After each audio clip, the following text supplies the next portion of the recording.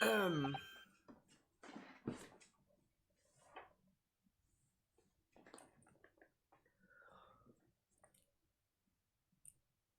Iris. Telegram came. All it said was, wait at home. Yes, we asked one of the policemen to have it sent. It was simply impossible to come back. When I woke up, I was all alone. Hi, Sammy. Hurley and Ginny were gone. Everyone was gone. What happened, Runo? Poor Iris, she's trembling. She's obviously trying very hard not to let herself get too worried. I'll explain everything that I know. Something awful has happened, hasn't it? Yes, I'm afraid so.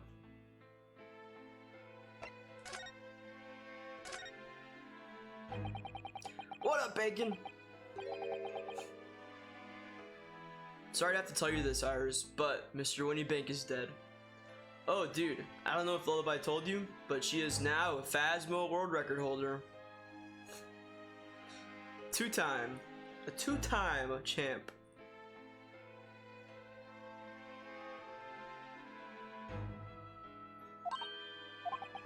He was shot. We discovered it in the early hours of the morning. Yeah, enjoy your Mario Kart. Thanks for the lurk. I'm doing pretty good. Half of my house has no AC, but that's the other half. This half is good. So I stay here. Oh, yes, I had a feeling. You did?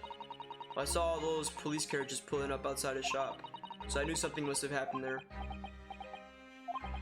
When we entered Winniebanks in the small hours, we disturbed a gang of two things. Yeah, my side is good, so I am nice and cool. The other side is burning hot, but that's a worry for another time. When I'm over there, I'm good on this side. Oh, two thugs. Oh my gosh, my hair does not like stay put. They ran out onto the street and I chased after them, but they got away.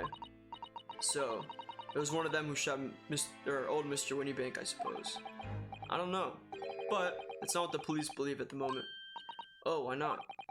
They've arrested someone else as their prime suspect, you see. Gina. Ginny? Oh, why? Well, the thing is... No, Ginny wouldn't do something like that. I know. None of us think she did it. And why have they arrested her? I'm sorry. There was nothing I could do.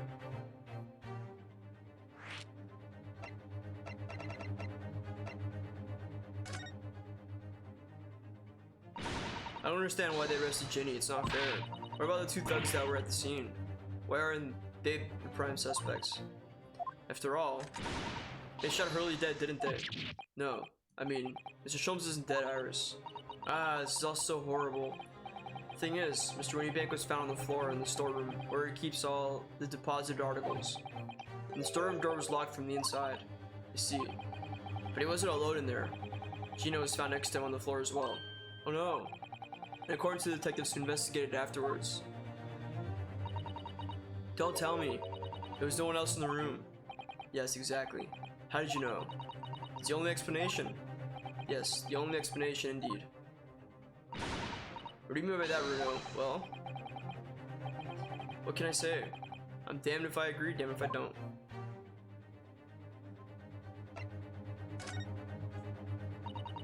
Where's Susie, Runo? She's still at the police station. Oh, why? I expect she's still being questioned. The police said they wouldn't be finished for a while. Why are you there then? Well, I didn't get a good look at the criminals anyway, so they weren't questioning me for long. And Mr. Sato stayed behind at the scene to tend to Mr. Sholmes, so they didn't get started until later. Ah, I see. Besides, one of us had to come back to be with Iris. I'm glad Inspector Gregson agreed to me leaving early. Should have let me know, and I would have come to the station. Hi, Destiny! And now it's my destiny! So where's Hurley then? Is he still there investigating the scene? He really ought to have some breakfast. It's not good for him to miss meals. I don't want you to worry, Iris, but I have some news about Mr. Sholmes. He was taken to hospital this morning. What? Well, we answered Winniebanks. A gun was fired, and he took a bullet. Hurley was shot? No, no. It's alright. His life isn't in danger. Really? Are you sure? Where is he? Which hospital? He's at St. Sinners. They're tending to him there. I must see him at once. I'm sorry, Iris, but you can't. Why not? It's not fair. I'm a family member. I should be allowed. No, I mean, nobody can see him at the moment. He's not allowed any visitors. I'm preparing to operate, you see. To operate? Oh, poor Hurley.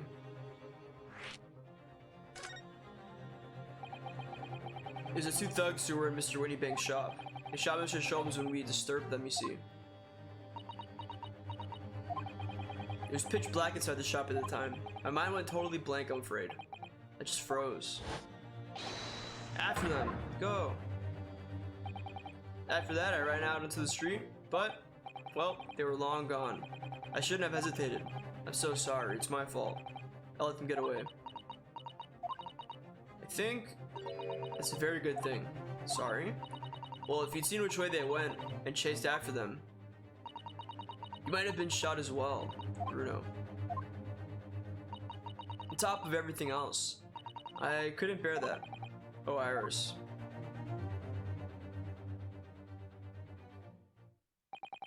I'm afraid I'll need to go out again now, Iris.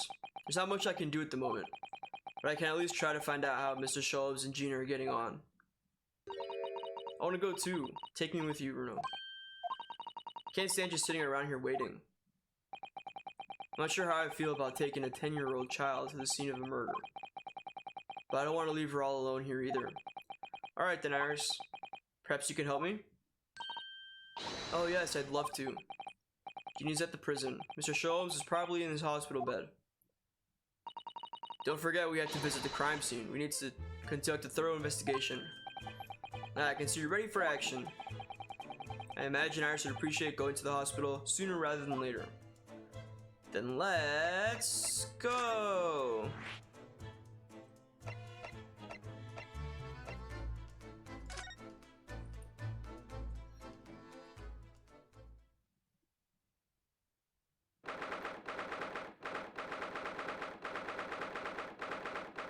Wait, hold on. I'm holding on. What happened?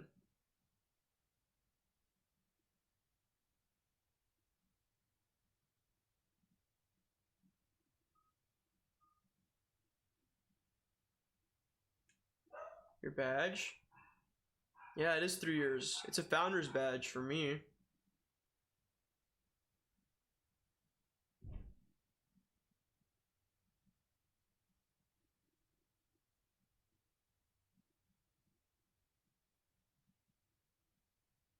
Yeah, it's 3 years.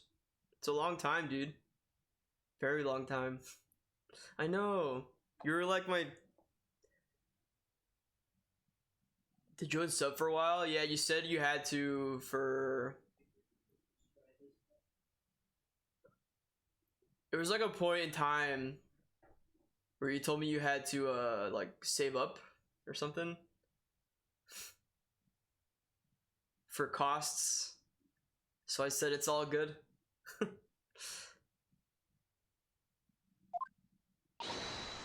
Hurley. Oh. He's not here.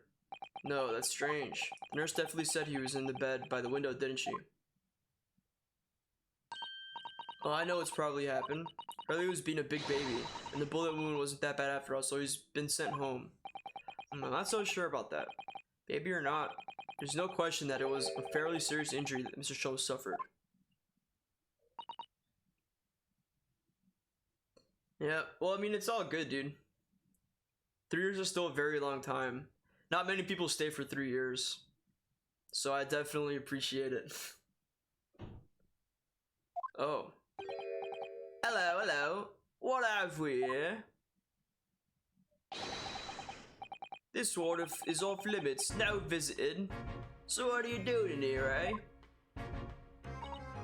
Well, I'll have you know, we're Hurley's next of kin. Hey? Oh, well, begging your pardon then, ma'am, sir. Oh my gosh, yeah. That's a long time. That's like... That's half. Right? Did I math right? That's like, oh, well, like, pretty much half. Like, mine is half of that. Yeah, that's a super long time, dude.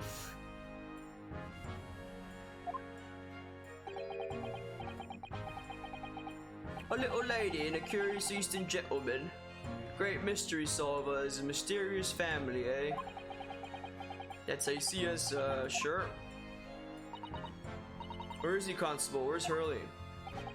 I believe he is currently in the operating theater, ma'am. Undergoing an extensive operation. Extensive? It has been several hours since he went in. Oh dear, is he gonna be alright? Well, it doesn't appear to be working, you see. The anesthetic, that is.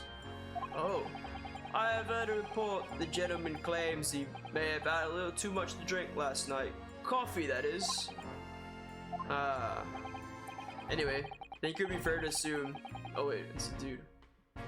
Anyway, I think it would be fair to assume that he won't be back here for several hours yet. I see, thank you, Constable. Perhaps you should leave and come back later. Oh, poor Hurley. Let's bounce.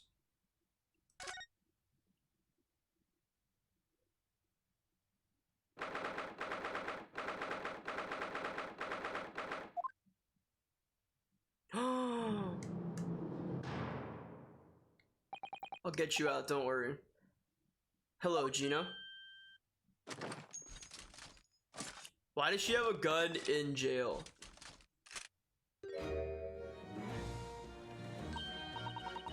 Oh, you still have the grenade launcher Hurley and I made. I wish you wouldn't point it at me all the time, though.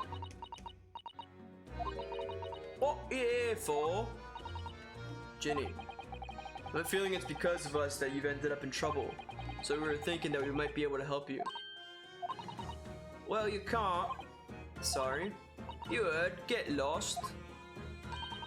Don't be like that, Ginny. I know you didn't do it. You never shoot someone. I just know you wouldn't. Think you know me? Pull the other one. Oh. I ain't got the first idea about the likes of me. I'm a thief. I pinch people's purses when they're walking down the street. That's how I get by. And if I saw me chance, I'd sneak into a pawn shop any day of the week. Just to see what I could lay my hands on. Get it? That's the kind of person I am. Ginny, I'll be in court tomorrow, they said. Some cove came by before and said he'd be a lawyer for me or the like. Said it was my right or something. But I told him to get stuffed. I don't need no lawyer. I don't need no one. She couldn't be staring at me any more obviously if she tried. Why are you being like this, Ginny? Talk to me. I don't understand, Gina. Why'd you send the public defender away? He wanted me to sign some papers, representation papers or something like that. It's all gonna be rigged anyway, the whole trial. They'll pin it on me because I'm a kid. That's what grown-ups always do. Why do you think that? Because that's how it's been for me, growing up in the back slums my whole life. If you do what the grown-ups tell you, it'll get your mates dragged off by the coppers, or worse. I've had it happen to me before and all. Been sold out and nearly snaffled on the back of it. Can't trust... No, you can't trust no one, that's the point. As soon as you do, you're gone to grass. Dead. Gina, listen. If you like, in tomorrow's trial, I could... Forget it. Ginny, don't you trust Runo? Nah, I don't. Look, I'll ask you nicely now. Just leave me alone. No, not quite yet. Will you tell us what happened with will you tell us what happened, Gino? Last night at the pawnbrokers. There's nothing to tell. I figured it'd pay me, so I broke into the place and started going through the storeroom. Yo, what up, Jimmy? But the old bloke walked in on me and you know the rest. But why, Ginny? Why would you do that? Ain't it obvious? The place is full of stuff I could sell for a shilling or two. Diving ain't easy, you know. It's a lot of work, and half the time you don't even get nothing. No, this is an online run. It's live. I'm gonna press the next button. That was funny though. Gotcha.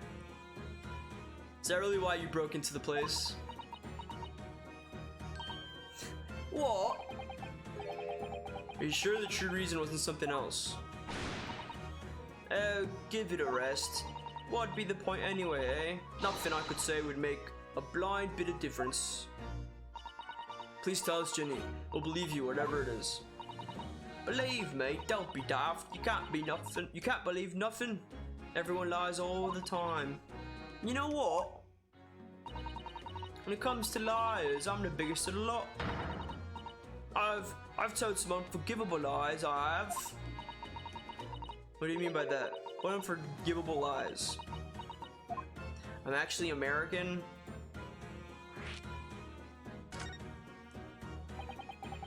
What did you mean before, Gino, when you said you were the biggest liar of the lot? Why don't you tell us what these unforgivable lies you've told are? Maybe we can help. Sorry. We're out of time. They're gonna want to question me now.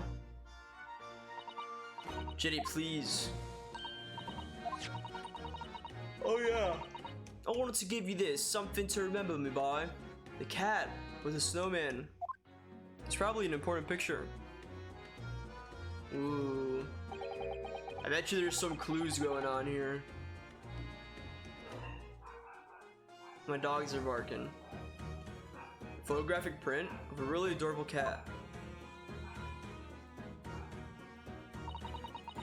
I found it in one of the pockets of this coat. Ain't no point me having it.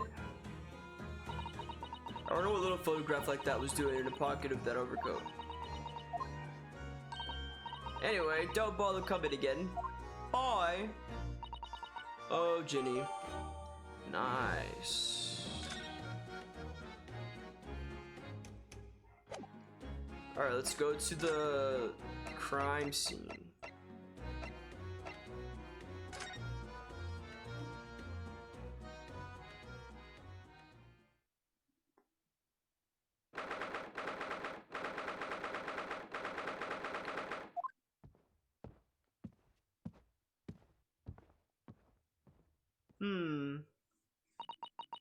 This is where it happened then.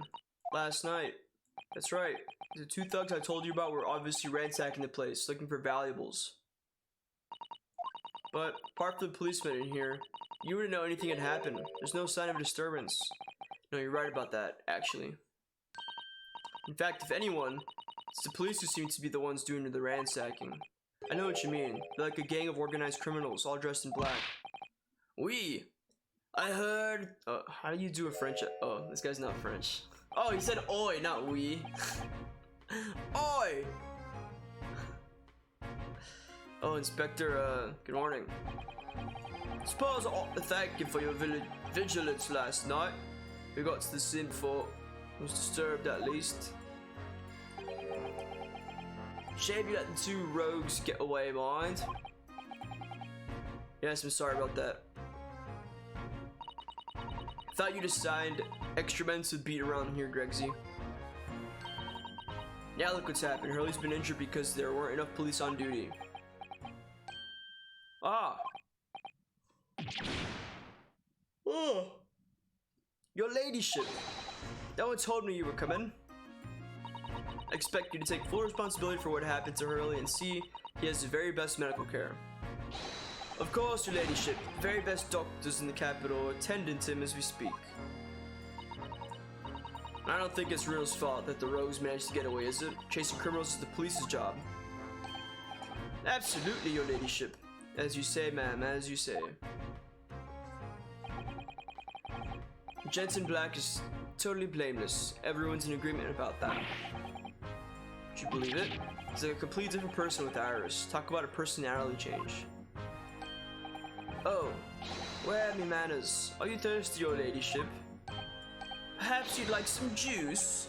Some nice refreshing fruit juice? Why? Are you thirsty, Grexy? I have some of my special herbal tea with me, if you'd like some. Glug glug glug glug glug. 2 shots of vodka. Glug glug glug glug glug glug glug glug glug glug glug glug. Ah, lovely. Ta very much. That really hit the spot, your ladyship. I don't even recognize him like this.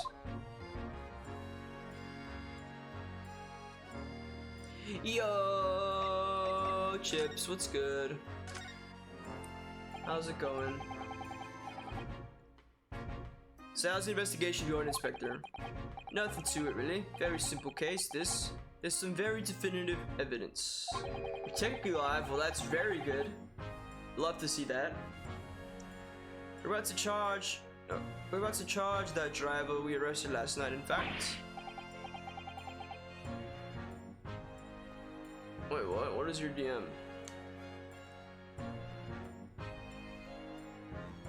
Oh. Oh yeah, I've been live for like half an hour. Wait, what happened, Chips?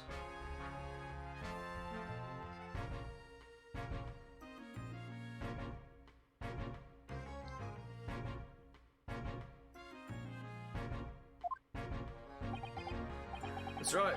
Should be able to bring her before the judge at the Bailey tomorrow. Definitive evidence, you say? What is it? Come on, show me. Your ladyship. As much as I wish I could oblige you, I'm afraid.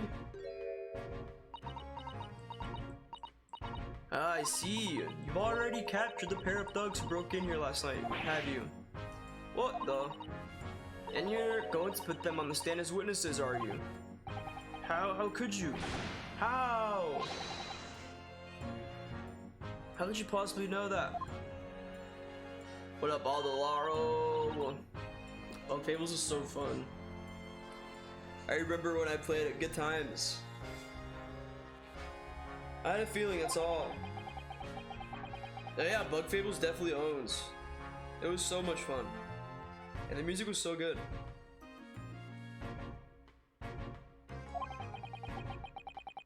So you've arrested the 2 men who shot Mr. Sholmes, have you? Well, yes, they were rounded up pretty quickly by the lads on the beat. And Miss Lestrader's being held at the prison. She should be. That's assuming she hasn't lifted the key from the jailer, of course.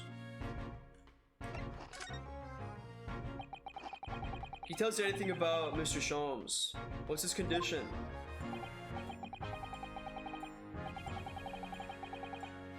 Ah, look at you go. Sorry, I'm not at liberty to divulge that information. Scotland Yard matters are strictly confidential. Well, I know he's being operated on at St. Sinners. Why can't I see my family, you know?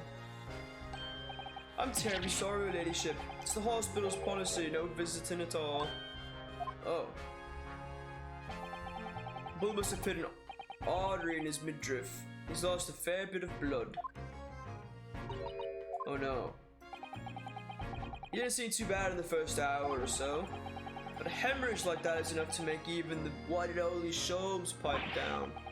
So Sholmes is a human like the rest of us, you know. That is awesome. But anyway, he's having emergency surgery right now. They've got to stop that bleeding. But he will be alright, won't he? They'll be able to make him better. Of course, your ladyship. He'll be as right as rain before you know it. Really? How do you know? How do I know? Well, because of course. That's because Mr. Sholmes is such a great detective, that's why. Better pray the doctors have a better grasp of what's needed to make someone well again. Oh dear, please don't die, Hurley. I'll report to your ladyship the moment he's out of the operating theater. Ah! Now what? Is the project over? Or is it fixable?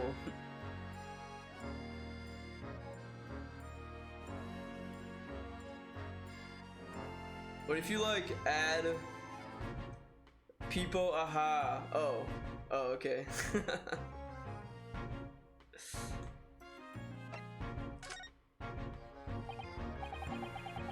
That could help noticing, Inspector. What? Out with it, sunshine. There seems to be a marked difference between the way you talk to me and Iris. Oh, it's the Soul Study. I'm a cop and we don't go in for favoritism. But he's right, you do treat us differently. It's because of those Adventures of Herlock Sholmes stories, that's why. Oh. I crop up in them, don't I, Inspector Tobias Gregson? Oh, yes, because you're an acquaintance of Hurley's. What up, beef?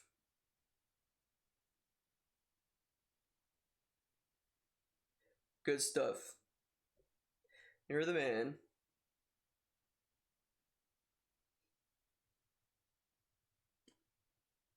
How many sodas do you have left? What was it, like 7? What did you write about the Inspector, Iris? Oh, for real? Damn. Well, if Ruby gets back to you and he's cool with his voice being in it and you finish the video, then we can watch party it like before Pace. We'll invite all of our friends to watch. I don't remember really. Here's one of the Sholmes lines. Gregson is the smartest of the Scotland Yarders, is how he put it. Oh, did I write that? Hey, you know what that one line did for me, eh? The very next month my pay doubled! Doubled, I tell you! Oh, that's amazing. All because everyone at the yard reads them. They read all the Herlock Sholmes stories. Oh, dude, I'm definitely uploading it. I'm gonna upload it to YouTube and then I'm gonna watch it off of YouTube. And I'll put your name like in the description. I'll like link your Twitter. And I'll tweet it. I'll tweet the video too.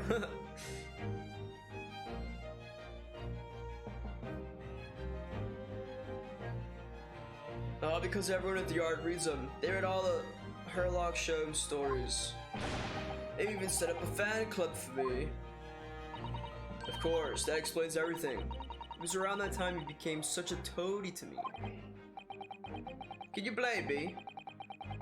All I take is one bad word from you and Sholmes could change his tune about me. Gregson? No, the great detective will say. He's getting quite overrated these days.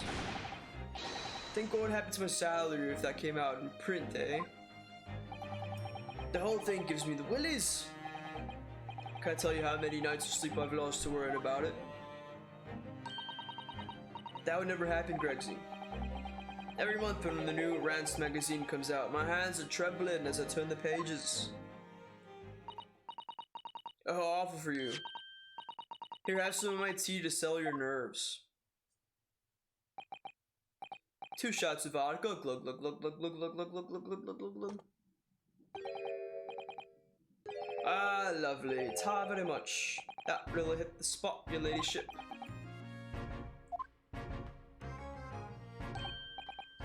Oh yeah, there's something I was supposed to talk to you about actually, Mr. Naruto. Hold on.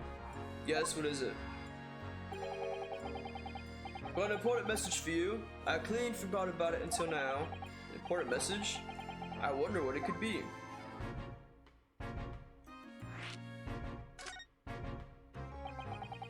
Are you gonna tell me what this important message is then, Inspector? Yeah, it's about that young lady who's normally by your side, your assistant. Dear Susie, she alright? She's at the station, isn't she? Being questioned, oh. It's me, it's not that guy.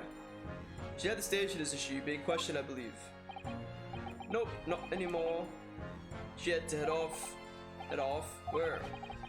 To Lord Strongheart's office, of course. He summoned her. Ah, yes, of course. I'd forgotten about that.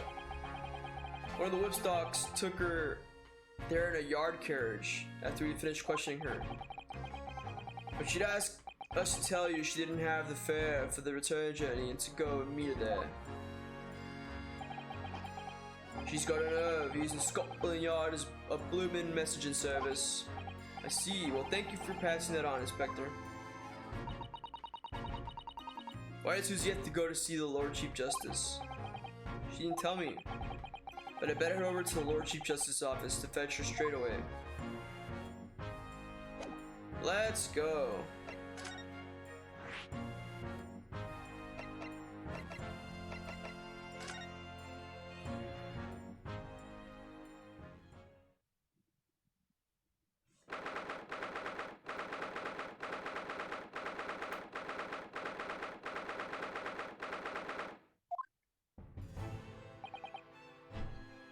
What the heck was that? Yes. No matter how many times I come here, I always get the same sense of oppressiveness somehow. You think the place is oppressive? I think it's normal. How so? I mean, look at the suit of armor over there. You can't take that seriously, can you? Maybe it thinks the same about you. So everything is clear with regard to tomorrow's arguments, I trust.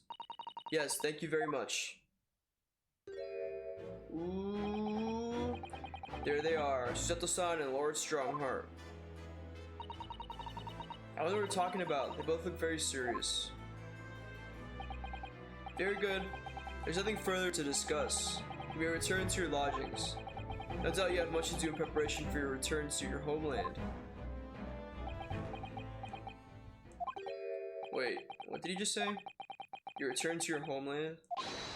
Susato-san.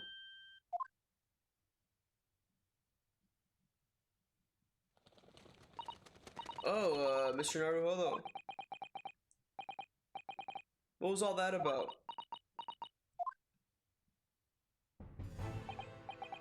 Ah, Mr. Naruhodo, thank you for coming to collect your colleague. What's this all about? Why were we talking about Miss Susato's return to her homeland? And tomorrow.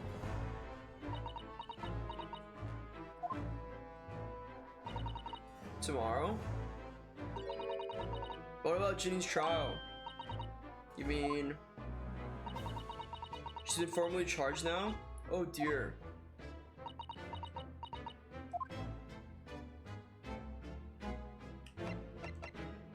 Talk to me.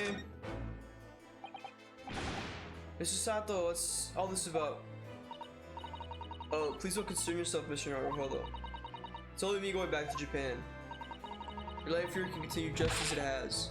It's not what I asked. What happened? Why are you leaving? So my father, he's fallen ill. Oh no.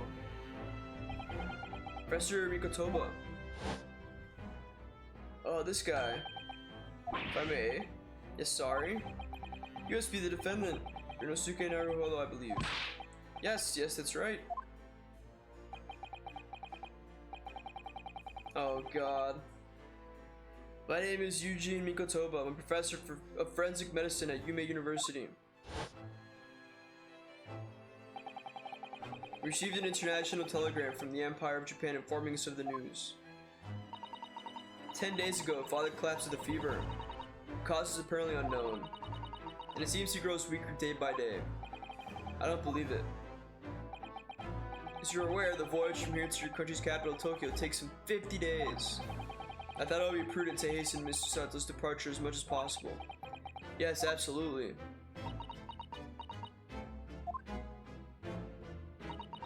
I will leave London first thing tomorrow morning. Can't believe this is happening.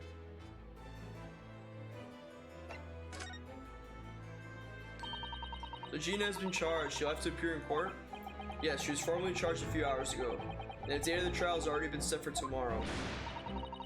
Hi, Lola BB. No, not even 24 hours later. Gina? Hello. I hope you enjoy Phasmo.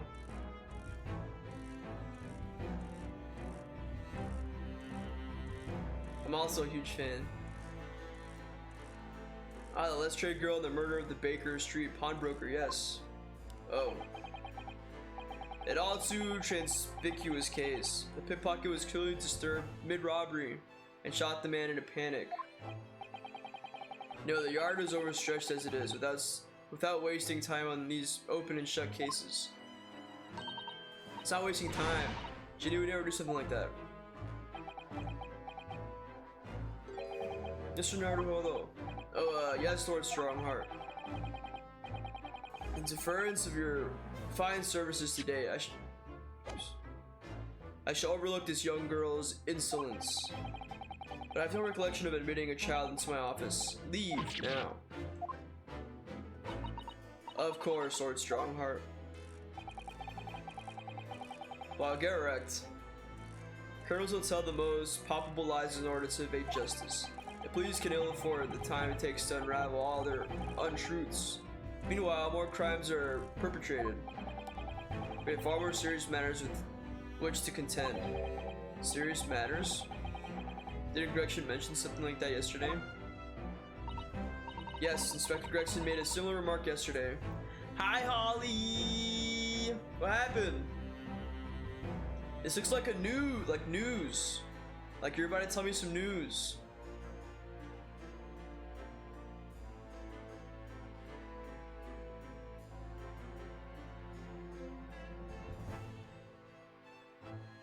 Oh. I thought you were gonna say, oh, AG, I have some news for you. Well, hello. Good to see you as always. I know, where have you been? What the heck? Yes, Inspector Gregson made a similar remark yesterday. It's no concern of yours, though I'm sure I need not remind you that. Let's go. We love both of those things. 3 minutes precisely until my next meeting. You must excuse me. There's just one more thing, Lord Strongheart, which is, it's Miss Lestrade's trial. I wonder if you might permit me to defend her. A timely suggestion. Sorry? The girl currently has no representation. But that's not fair. Yes, she may be a pickpocket, but she still deserves a fair trial. Do not misunderstand me, young lady. The government provides for those too poor for representation with a public defender. The accused need only sign the relevant paperwork, and the defense barrister? What the heck is that? Will be assigned to the case. However, the young girl in question has refused that right. Why would she do that?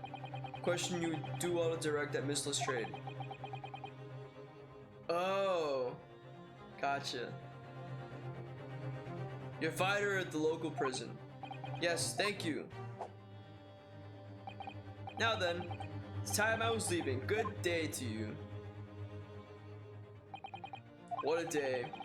Gina charged with murder. Sato-san about to leave.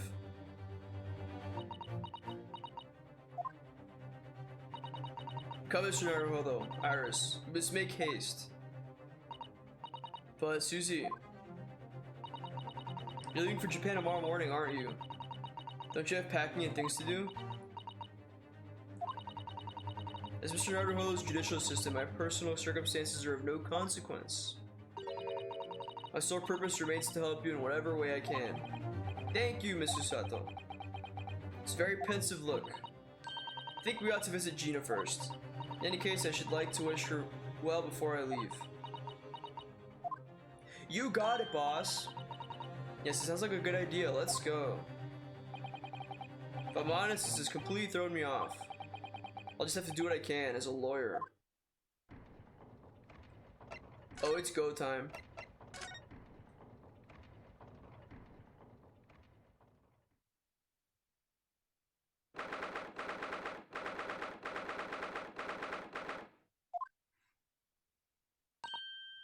Ah!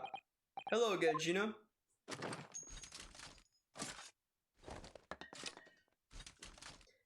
Hi, Keyblade. Oh my god, wait.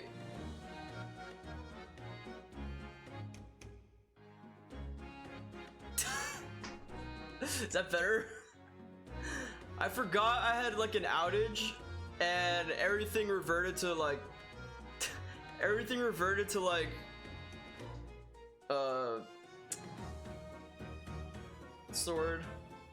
Like default, and my light was all the way bright and I forgot to turn it down. Is that better?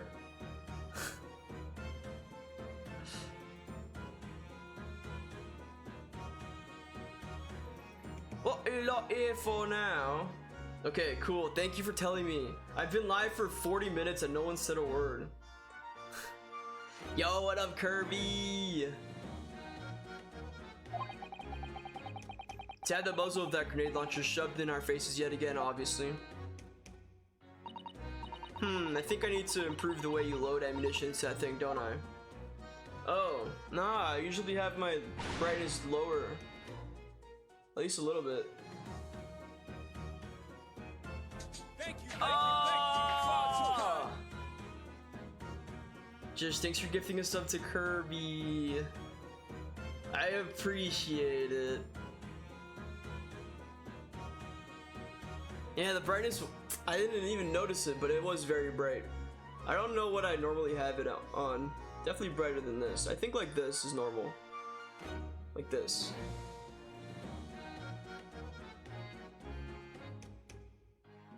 Why are you... What? This is normal. Oh, today's your 2-year anniversary of finally coming here from Weight Stream. That's crazy.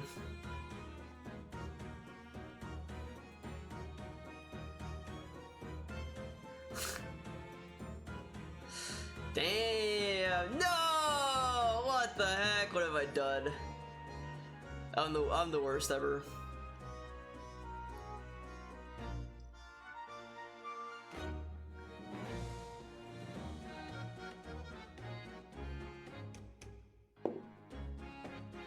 Okay, good. Because I can't tell through chat.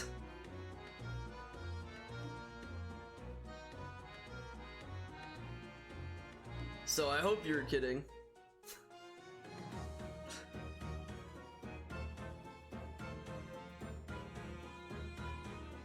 What up, Caden?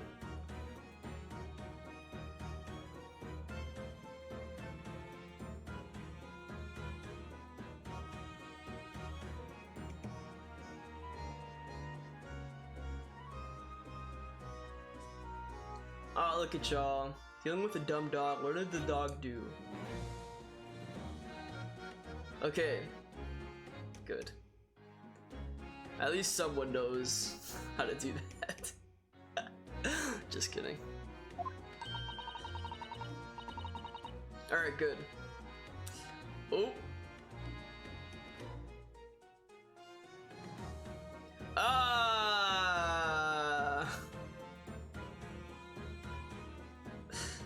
That's good. I like it.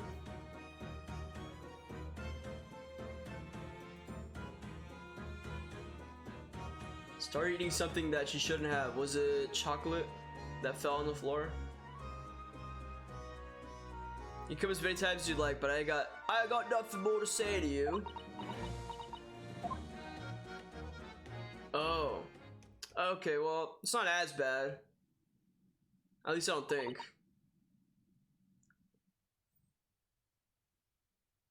Gina. I wonder if you might hear me out. There's something I'd like to say. That's interesting.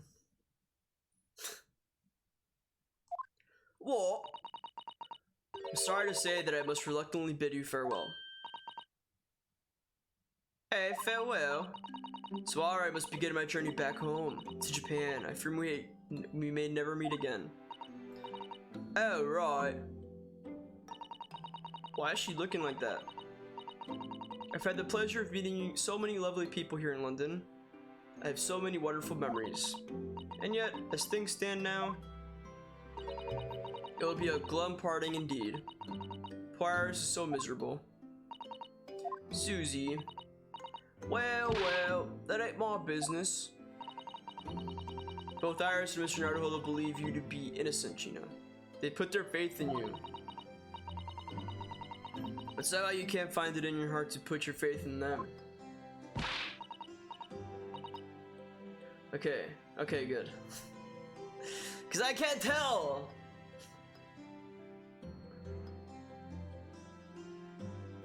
She did the guilty dog walk of shame.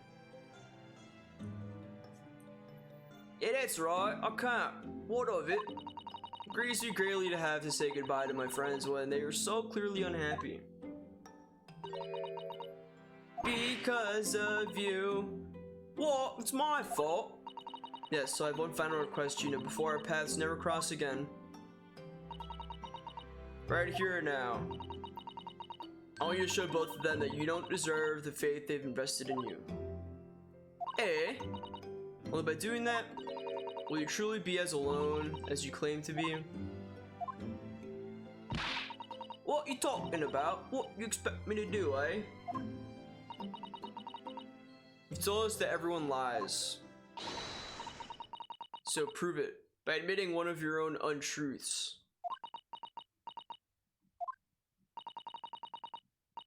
What about what you said before, Ginny? You said something about unforgivable lies. You must tell Mr. Naruhodo and Iris the truth now. This is my last request before I leave. My last request is a judicial assistant. No, I can't. Wherever these lies are, they're obviously weighing very heavily on Gina's mind. Gina, I could be wrong, but it's something to do with what happened 2 months ago. Something about that trial. Yay! This is true, even though it is funny.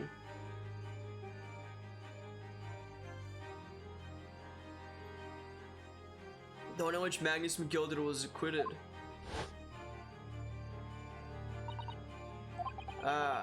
Case of that mysterious murder that took place inside of the omnibus. You're recalled as a witness by the prosecution. Is that what this is about? Yeah, you're right.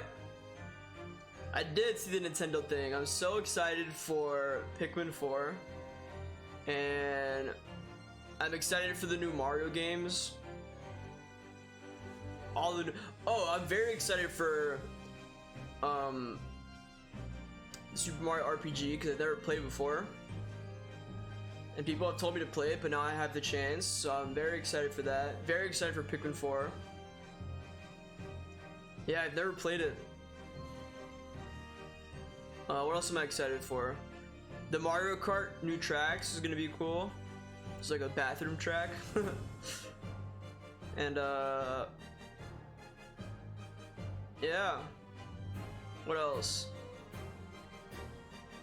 They only showed the bathroom track. It's like a brand new track that they made. But I assume it's gonna be other tracks from like the World Tour, whatever it's called.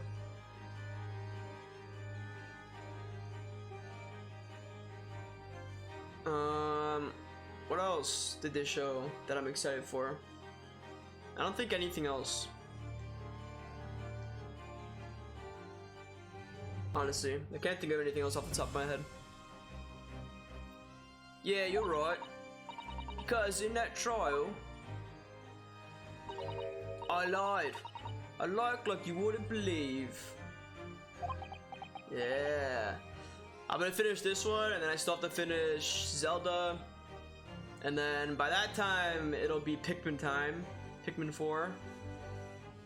Which I'm definitely playing.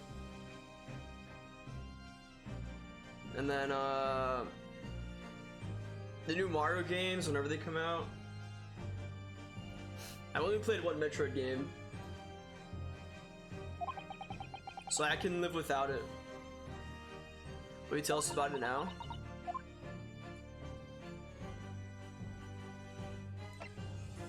Hi, Castile. Oh yeah, and it's already July almost. Like you said, it all happened 2 months ago. The coppers got hold of me and shoved me in the witness stand. Based on your testimony, Mr. Gilder was declared innocent. Yeah, well, the thing is, I lied about a whole bunch of stuff. I knew it. What sort of things did you lie about? I was hiding under the seat that night. That was the truth. It was pitch black in that little cubbyhole. I couldn't see a thing. And then I heard that loud thud, like someone falling on the floor. That's when Mr. McGilda discovered you? Yeah.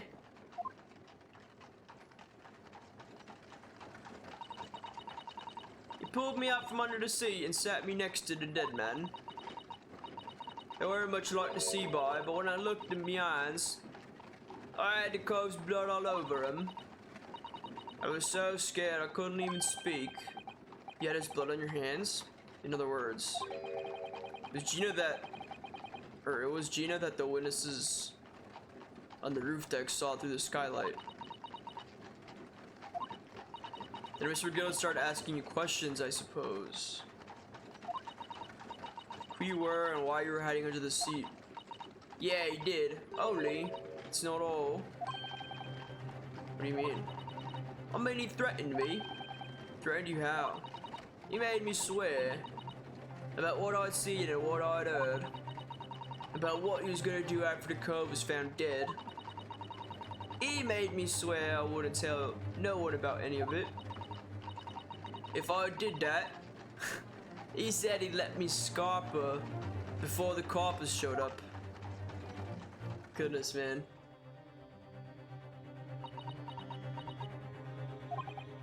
Gina, you must tell me what he swore you to secrecy about. Oops. What you saw, what you heard, everything. Fight, fight, fight, fight. Service for Gildan made you swear not to tell anybody what you saw. But you were in the pitch black compartment under the seat the whole time, weren't you? Yes, with Mr. McGildan sitting right above your head, if I remember correctly. Yeah, that's true. Hi, Maddie. But it was when I heard the thud of the cove hitting the floor. I let out a little scream, see? Couldn't help it. McGilda heard that and dragged me out by my arm. That's when I saw it. So the floor next to the old geezer, what had been... Oh. God, dude. I can't read Gina English very well. What had been stabbed? A disc. All bright and shiny. Disc? Do you mean... Yeah, that's it. The one what the D took off me at Windy Banks. So the music box disc was there, on the floor of the omnibus. Not for long, McGilda spotted it straight away. He picked up smartish and stuffed it in his inside pocket. So that disc was in the omnibus 2 months ago at the scene of the Mr. Mason's murder. And the bog trotter told me. Oh, and the bog trotter told me I weren't a word of it to no one.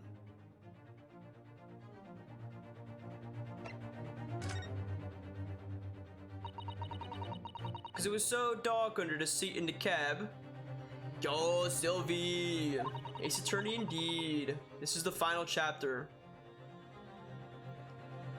I was straight in my ears the whole time. After a while, I heard the door of footsteps inside the cabin. Presumably, that was McGilly getting on board. Nah, not only him. Oh. So could definitely make out footsteps of 2 people. What is joint justice?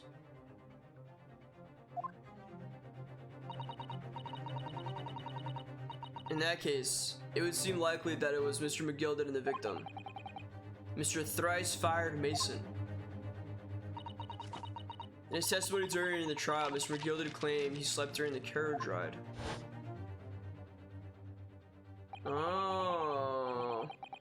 Who knows? We'll see. We'll see where streaming life takes me next. But whenever I'm in a carriage, I'm taken with a fierce tiredness, and I always succumb to it. And your own testimony, Gina, supported this. All I could hear was the Irishman snoring.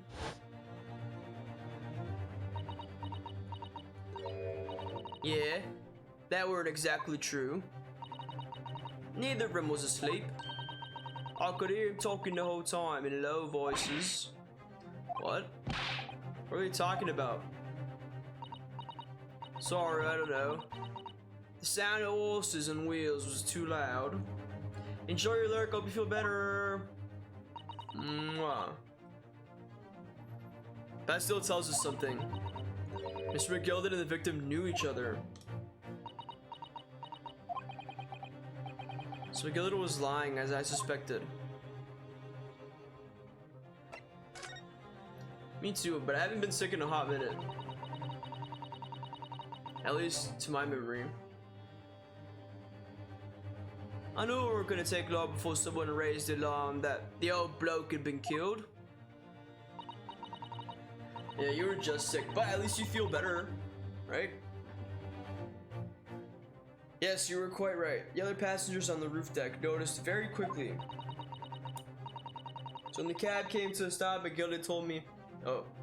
So when the cab came to a stop, McGilden told me to hide back under the seat again. I climbed in and waited. Two codes from up top ran off to get the coppers. Yes, Mr. Fairplay and Mr. First. Right, and after they'd gone, McGilden asked the driver to do him a favor. Favor? Oh yeah, this guy. Now then, fella, what I need you to do is take this coat of mine and deposit it with the nearby pawnbroker.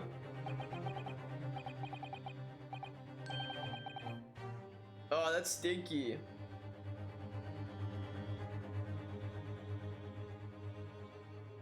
I don't get sick too often. At least, not that I think. I'm not sure. I don't think I get sick too often. And for your troubles, let's see now. I'd give you 10 guineas. And you're my pawnbroker. You mean on Baker Street? Yup, you got it. It was Windy Banks. The coach, he snapped up the money and ran off to pop this coat as fast as he could. So there's no one left in the carriage. Mr. McGilden opened the box under the seat and let me get out of there. But not without conditions. I see.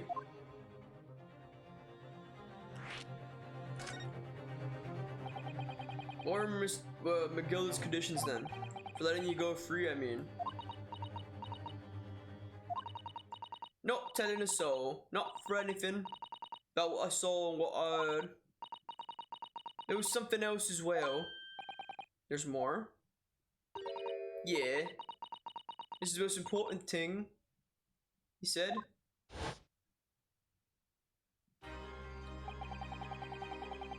I'm after sending the coachman on a little errand for me, with some small change in his hand. Now then, did you hear what I asked of him? Did you see anything at all? You asked him to go pop your weasel, right? Aye. The fiend's taking me overcoat to deposit with the pawnbroker's hereabouts. And I want you lads to take the redemption ticket for it. Do you understand? What? You want me to have the ticket? That's right. I'll come fetch it from you later. Sometime within the next 2 months. You're to hang on to it until then, is that clear? Whatever you do, don't lose it. Alright then. In case I might happen to be delayed at all, you're to go to the pawn shop, Windy Banks, so it is. You're to extend the loan before the 2 months is up. If you forget, the article will be forfeited and any old fiend could come along and buy it. Eh, but I ain't got that kind of brass. Here's £5. That should be enough. Do you understand each other, lass? Don't try anything funny now, if you go against me. Yeah, I get it. Good, and one more thing. A few days from now, you'll be visited by the police. I have no doubt. Coppers? Aye. They'll come asking you to take the stand in court, to testify as a witness. Let's just have a wee chat about that, shall we? What is it that you might say? And what is it that you won't?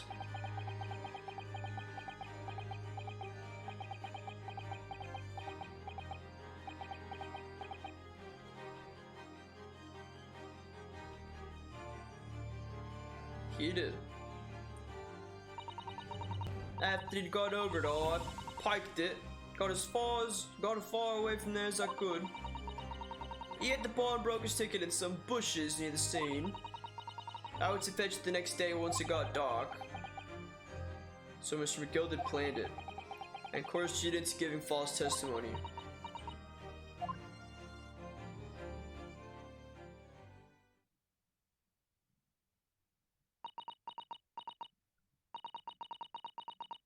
I bet you're ready to string me up, eh? I lied. That big old courtroom. Towed some corkers. The thing is, he said he would make it so he wouldn't live in the East End no more. That's what he threatened me with. What a wicked man. He knew everything. He knew everything what went on in the back slums. He knew he had no one to look after us. And we was all just looking out for each other, getting by together. So you mean Mr. McGilder would have, in an heartbeat, he could have had the lot of us chased out of there if he wanted. And then where would he have gone? Nowhere, that's where. God, dude, I can't read this girl's English any longer. So, I didn't have no choice. Thank you, Gina, for telling us everything. But I'm for it now, eh? Go on, admit it. You must be livid. Well, you can make amends by doing me a simple favor. A favor? What? Sign the representation papers for tomorrow's trial. Eh? If you don't actually want me to represent you in court, you can rip it up later. But we need that paperwork or we can't investigate. The police won't let us. Investigate what? The scene of the incident last night. Mr. Sholmes was shot, you see. You what?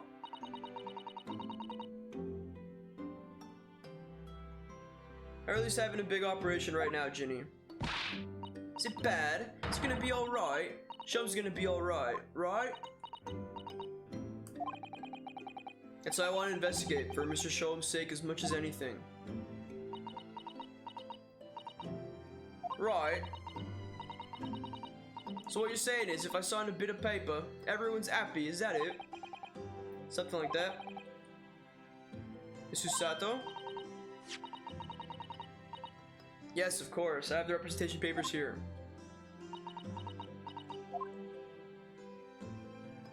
Oh, is she gonna do it? I don't need no one to stick up for me though. No lawyer or nothing.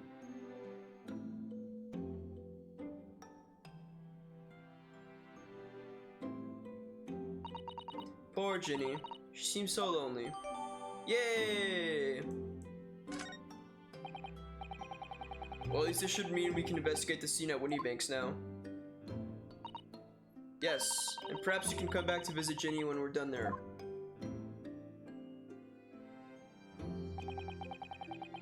I feel like we finally cracked Gina. She's opened up to us at last. And I have her representation papers. No one else knows just what a responsibility that is. Anyway, for now it means Inspector Gregson can't stop us investigating at Winniebanks. Although something tells me he's not going to be happy about it. Yay! We're continuing. That was a short part.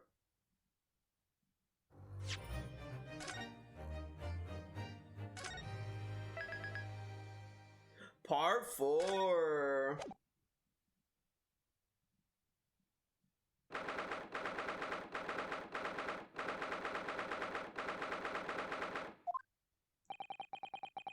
Here we are, once again, at the scene of the crime. Now to thrust his representation papers in Gregson's face and see what he makes of them. Hello, Hello again, Inspector. Oh wait, I'm confused with all these British people. Do you have a minute, please?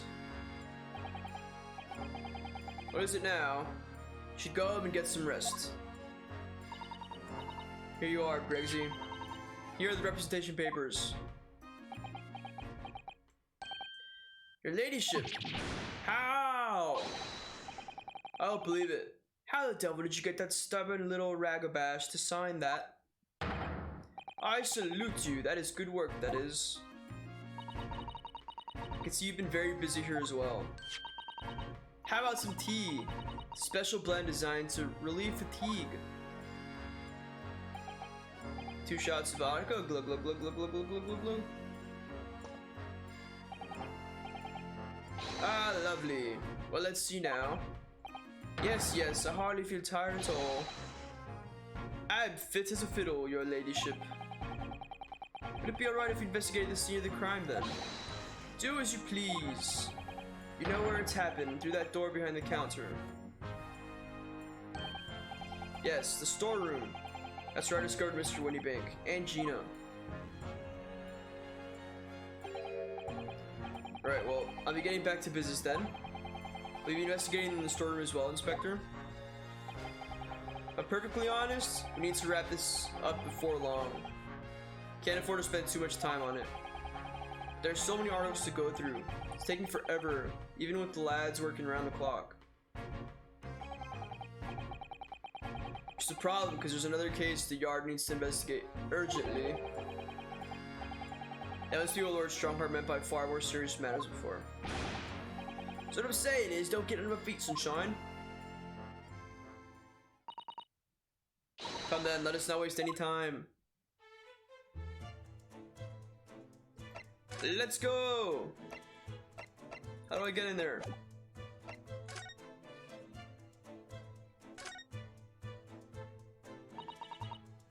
Behind that door is a storeroom, isn't it? That's what Gregsy said.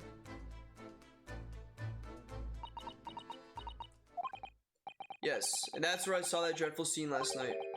Through a little window in the door.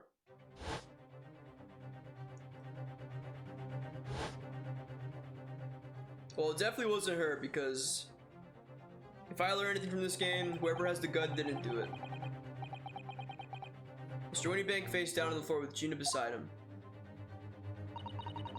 As the accused's legal representative, you have the right to examine the scene, Mr. Naruhodo. We must make a thorough investigation. Yes, of course. And we will. Behind that door. That's the real scene of the crime. Don't worry, there are clues in there. I'll find them. What? Can I not go in there? Aha!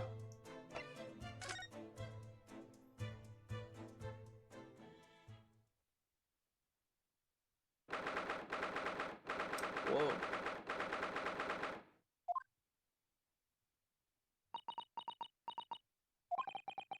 Poor Iris, she's clammed up completely.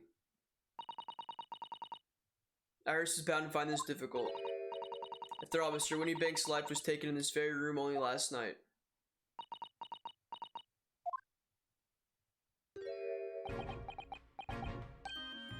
Ah! Wait, Inspector. What's it now, sunshine?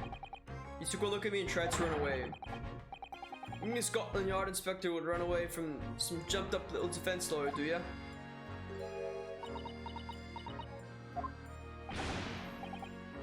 Well... I've never seen her ladyship looking like that before, it's the thing. I didn't know what to say to her. So you weren't running away from me, you were running away from a 10-year-old. I'm afraid this is all a little much for young Iris. Some general reassurance might go a long way, perhaps, Inspector. Eh?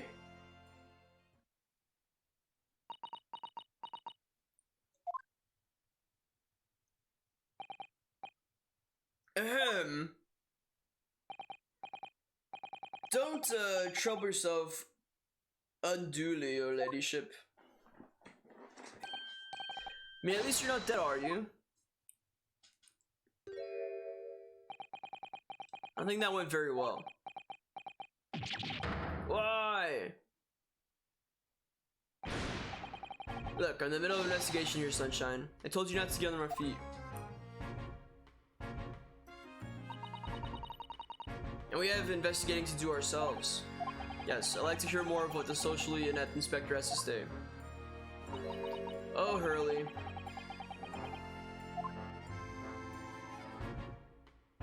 Okay, talk to me. So, Inspector, what do you make of the crime scene here?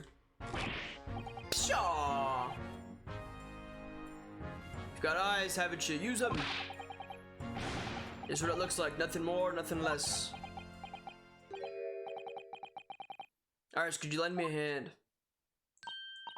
So, Grexy, what do you make of the crime scene here? Oh, yes, ladyship. Do allow me to humbly explain. Last night, shortly after the hour of 1 o'clock in the morning, Scotland Yard police attended the scene. The one and only door to the storeroom was found locked from the inside. So it was locked from the inside. Lock appears to be broken now, though. Was that the police officers doing? Quite right, ma'am, quite right. We took the liberty of smashing the door in as humbly as possible. Good, I'm glad. Oh. So you can see the victim was discovered prostrate? Prostrate. What does prostrate mean? On the floor?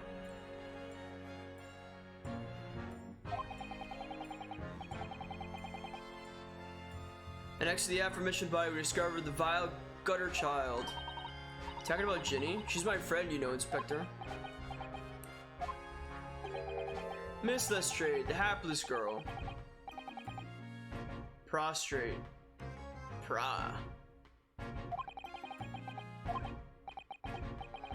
Yeah, so I saw her, she appeared to be unconscious. I'm afraid to say she had the gun that was used in her hand. No. Presumably it's the gun that's still down there on the floor now.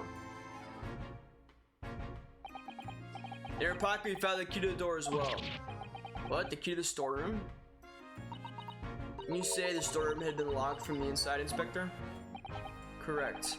All of which leaves her ladyship friend in something of a sticky situation, I'm afraid. Obviously, my personal opinion is that it's all some sort of misunderstanding. Of course it is, Inspector, of course it is. Oops. Grexy, do you know anything about Hurley? Is the operation finished? Oh, so yeah, just like chilling on the floor.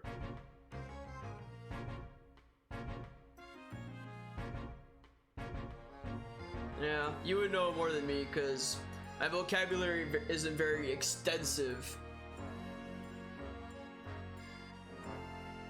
Is Charlie alright? Is he? Well, the thing is, don't mince your words, Inspector, please. I'm learning a lot in this game. Hello, Pooper. I am not playing Final Fantasy. I am playing Ace Attorney.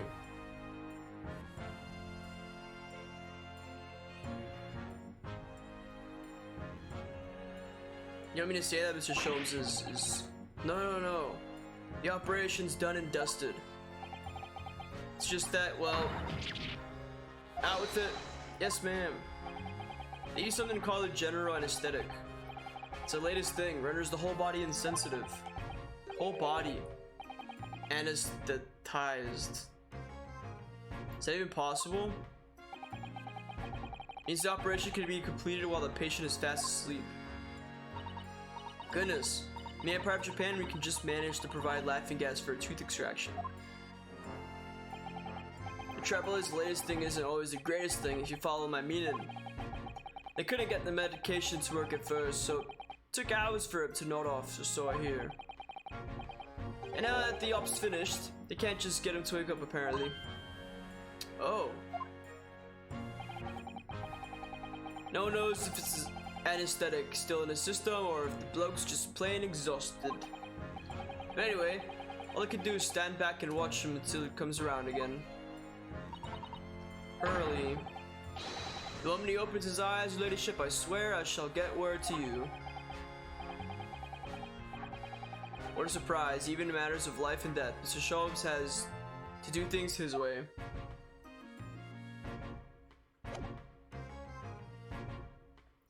Let us examine. Police have marked the position of the body with the chalk line.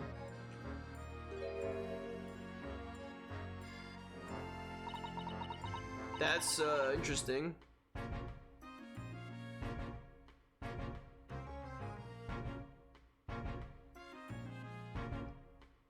I feel like they would have marked the chalk over the blood.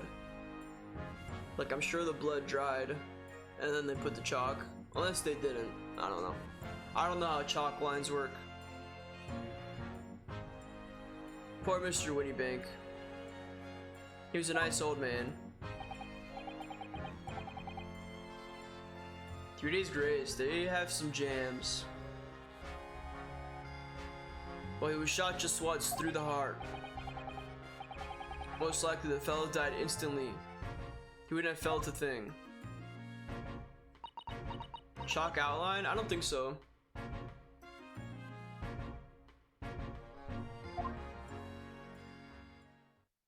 But maybe I have. I don't know. Aha, maybe it'll help with that. What? There's nothing like the sight of blood to get the blood pumping, is there, Bruno? I have a feeling I'm not as bloody-minded as you, Iris. I'm afraid the sight of blood makes my blood run cold. There you have, you see, when it comes to blood, we're all different types. Well, I wasn't listening all the way back then.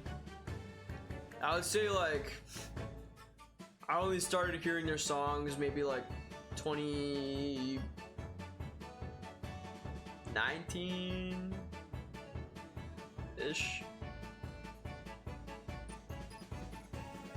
Yes, what a scientific observation. So you need this. Oh no, what is that scary looking thing? Hurley and I haven't actually come up with a name for it yet. Yep, you're a true fan. As soon as you see it in action, you'll understand what it does. Whoa, whoa, whoa, whoa, whoa, whoa, whoa. Watch.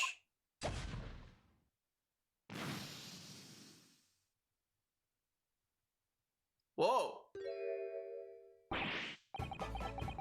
The color of the bloodstain has changed. There, does it make sense now?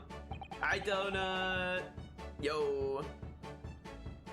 Yes, I think I'm starting to understand. Good, it works on the principle that different people have different types of blood, you see. Yes, how wonderful. Chemical fires combines with the blood and it makes change color. So you can identify whose blood it is that you're looking at in a flash. Oh, what a fabulous invention, Iris. Isn't it, isn't it? I bet Jenny would say it's bleeding great.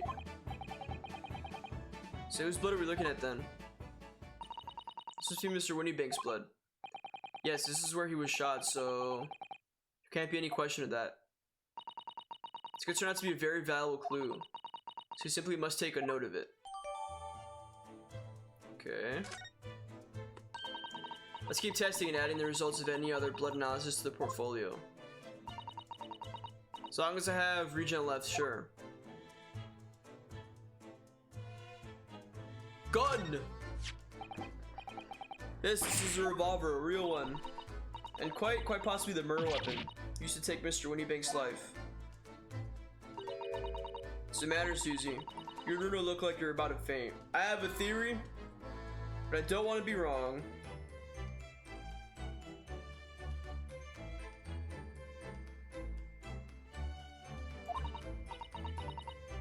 Well, it's just that I've rarely seen a gun in the flesh.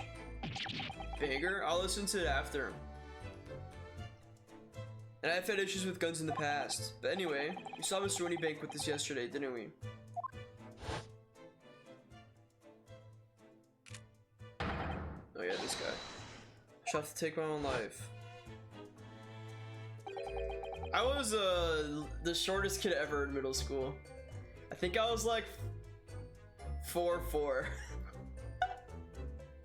I was so tiny.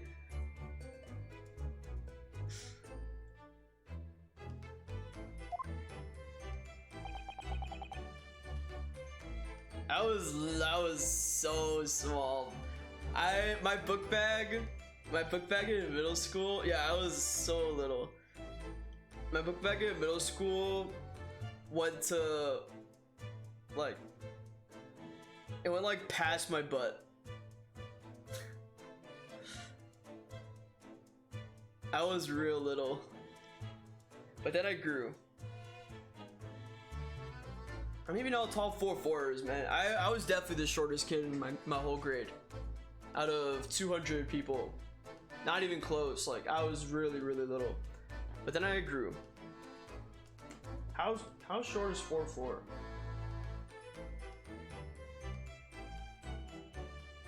Like this? Well, I guess you guys can't see what I'm like. I don't know.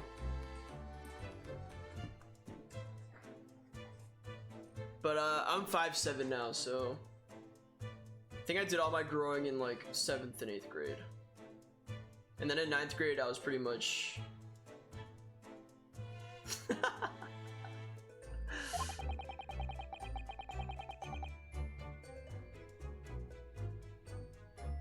Don't forget the 3/4. The 3/4 is very important. No, don't be sorry for jamming, because jamming is the coolest thing ever.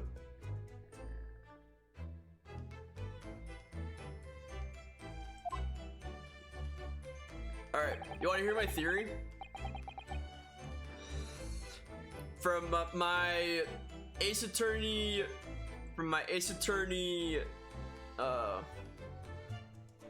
experience, this dude, let me pull up the okay. All right. So this dude was killed, but it wasn't with his gun. He just had the gun there, and then whoever did the killing put the gun in the girl's hand, but he didn't get shot with his own gun. He got shot with another gun, or possibly even not a gun. He got killed with something else. Hi, Spring. Oh my god, look, both Springs are here. I am honored. Both at the same time. It's a spring takeover.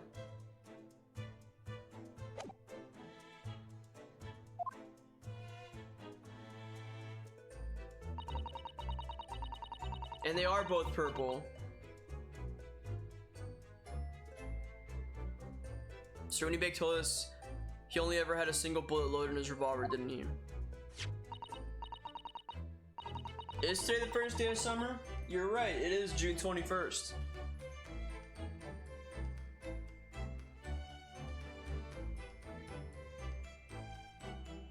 Yeah, if you're 5'3" and 3/4, you're pretty much 5'4". If I'm 5'7", I'm pretty much 5'9", you know? Potato, potato. Oh, it's empty now. The one and only bullet he had in the gun has been fired. So you can be fairly certain that only a single shot was fired from this revolver.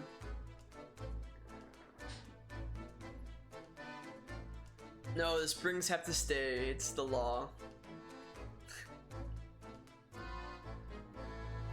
You're 5'2", but that's okay because you're 5'2" of awesomeness.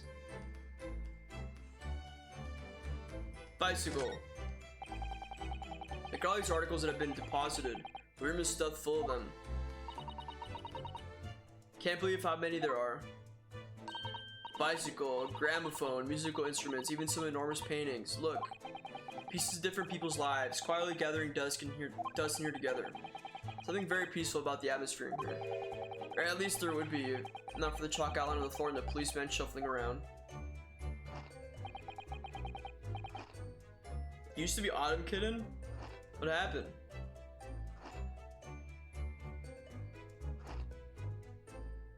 I'm 5'7". We're like the same height almost. Not much I can do about that, sunshine.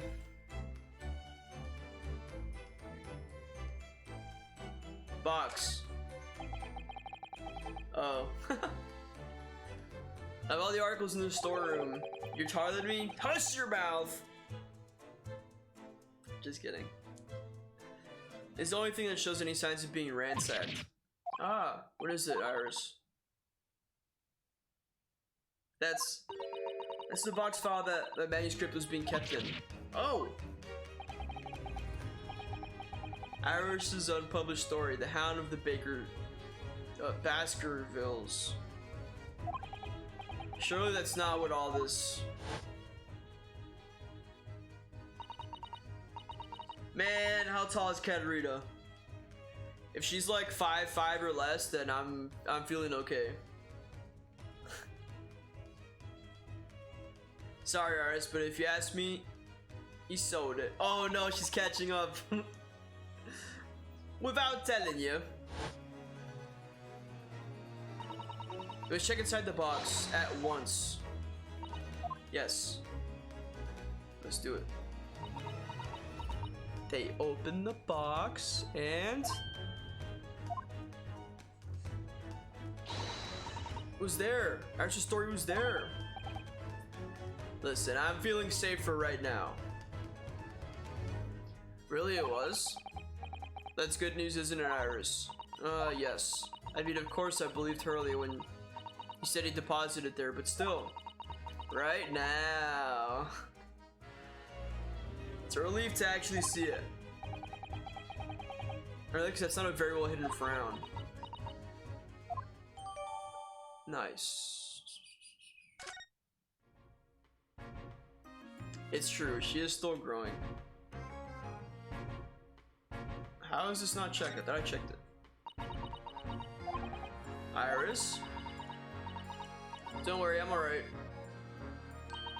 But we must find the true culprit. Yes, absolutely. Yo, Riff, there has been a Moiter. She's already in middle school? Wow. I've known her since she was a little baby. And here she is in middle school.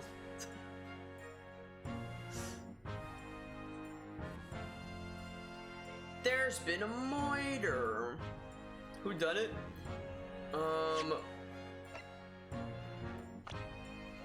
This guy's the guy that died. This girl got framed, but I already know it's not her. Because they put the gun in her hand and she was knocked out on the floor next to him, next to his body. The gun in her hand, and the door was locked. But she definitely didn't do it. Who did it? I don't know yet, but I guess we'll find out. And there's also a lot of, I remember. I still have it. I'm pretty sure it's in my nightstand. I keep everything y'all send me, like cards or any of that. I keep it in my nightstand.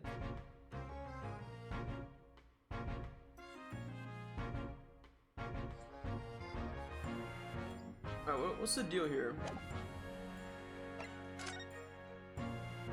Yo, what up, Jake? Okay, let's go back to the main shop.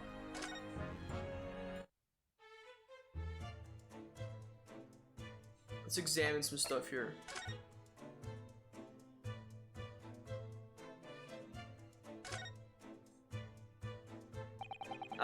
I do feel special. There's article ledger here in Mr. Winniebank's notes, and what's this? It looks as though someone has left a little photographic print behind. That's the same one I have. Look on the back, there's some writing. Is there? Ooh, show us, Susie, show us. Whoa. That 15th February, 10:30 p.m. Article deposited, one gentleman's overcoat. Loan amount paid, £1. Redemption deadline, 15th April, 10:30. A gentleman's overcoat pawned for £1. Clearly it was a very fine coat. In fact, I think.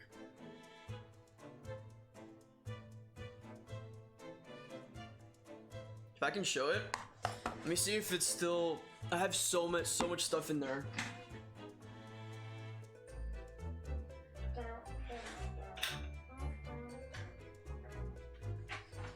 Oh my gosh, I have a sticker.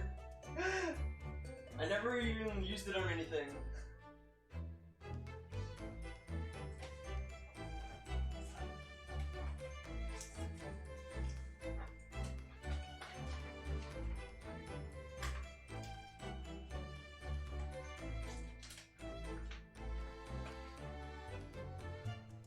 God, there's so much in here. It's literally. I found Ecto's letter. His Christmas card. Bro, there's so much in here.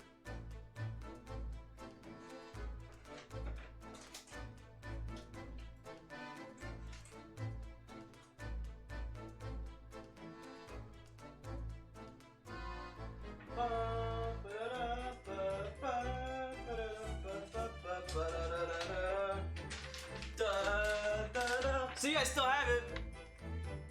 I told you. I keep it all. I told you. Here, hold on.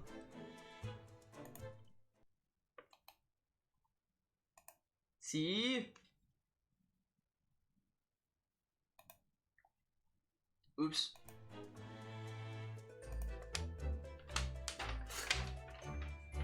I told you I'd keep it.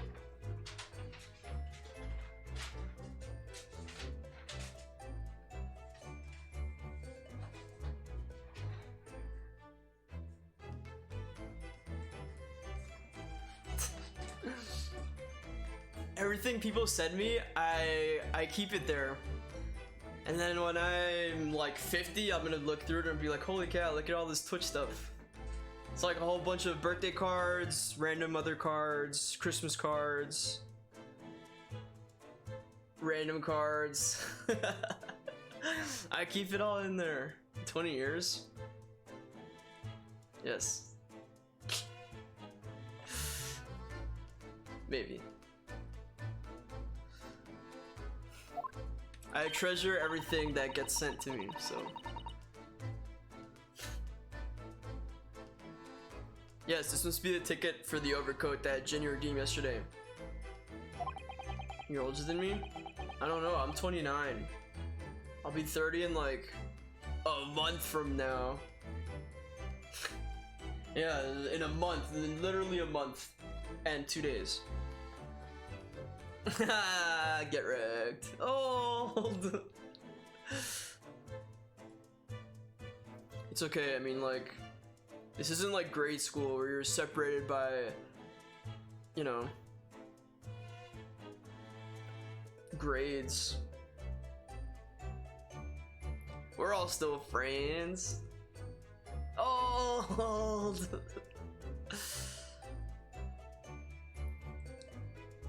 I'm not gonna like talk out loud, but I wonder who the oldest person that watches me is. I'm not gonna like guess out loud, but yeah, like we're all different ages, but we have a lot in common. We like gaming and we like messing with me.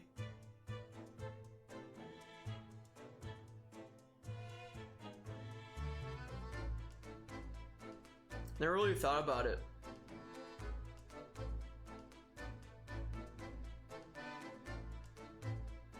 Bye then. I don't know if you're the youngest ever, but you might be up there or down there.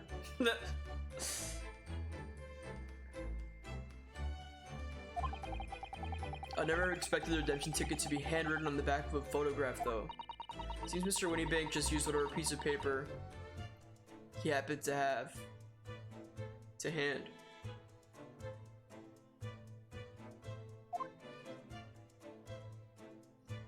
Oh, true, Katarina. Hey look, cat. That snowman is very suspicious looking.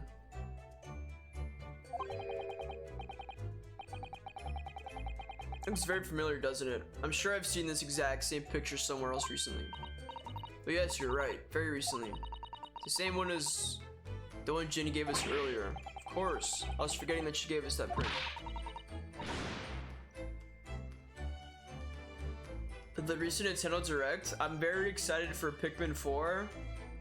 Like 10 out of 10 excited. And I'm very excited for the new Mario games coming out. and for the Mario Kart DLC.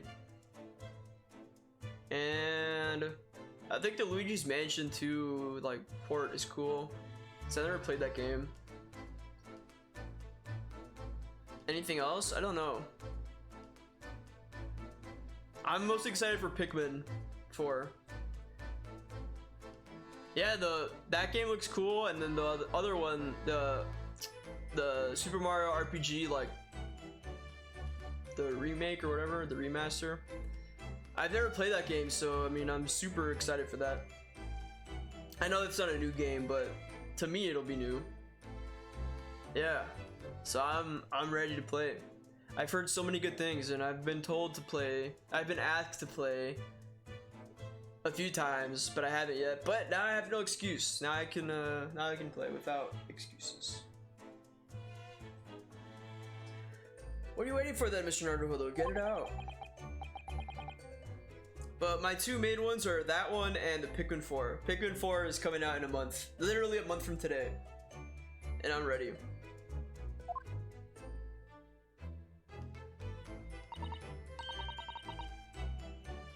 They're exactly the same. I don't know if they're exactly the same. One seems to be looking... Wait, are they the same? What are you ready for? With the one on the counter is used as a redemption. Perhaps the other photograph that Gina gave us is something written on the back too. Let's check it out. Hee hee, I've got it. These two photographs hide an amazing secret. A secret? You must tell us, Iris, at once. Hee hee, do you really want to know? Yes, we need you to tell us all you know about this pair of photographs. Oops. Yeah, I knew you would be excited for that. So Iris, about these two photographic prints. The one we found here on Mr. Winniebank's counter and the one Gina gave us before.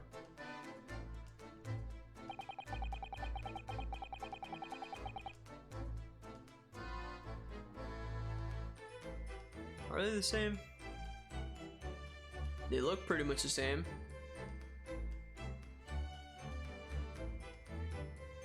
My eyes are playing tricks on me.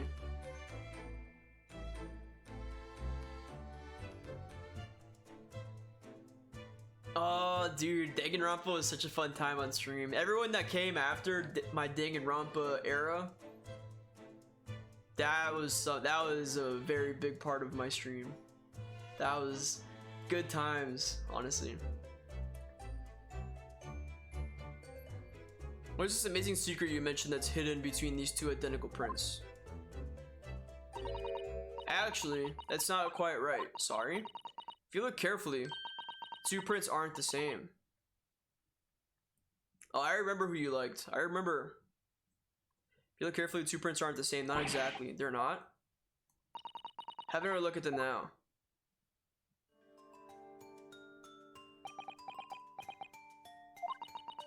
Can you see that they're just slightly different from each other? I think so. It's very subtle though. But what's the reason for the subtle difference between the two prints? Oh well, it's because they're a set, you see. No, I don't.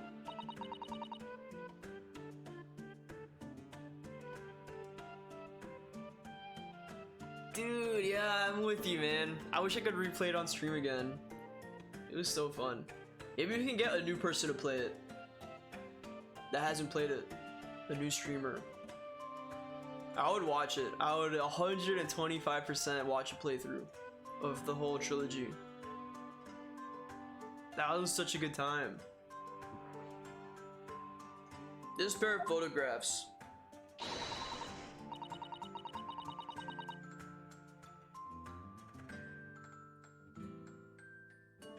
I think I've heard your voice before, haven't I?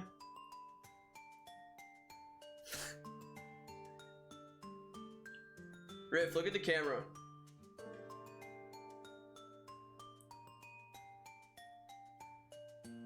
How was that?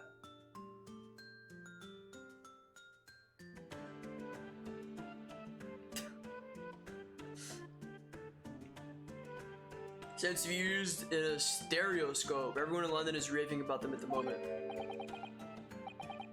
Stereoscope. What I feel as though I've heard that word before recently. Damn, it didn't work. Oh yes, that's what Mr. Show showed us yesterday. Maybe we should get No, I got you, man.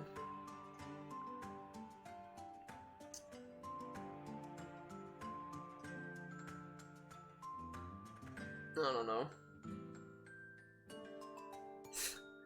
See, there it is, just over there. Oh yes, of course. That magical machine that makes pictures look almost real enough to touch. I can actually do this without this machine. But then I would look really funny on stream. More than I already do. I can make like the third picture pop in the middle. It's quite possible to see the same depth in pictures even without one of those contraptions. What, really? Do you know how a pair of flat photographic prints can appear to have any depth in the first place? No, I have no idea.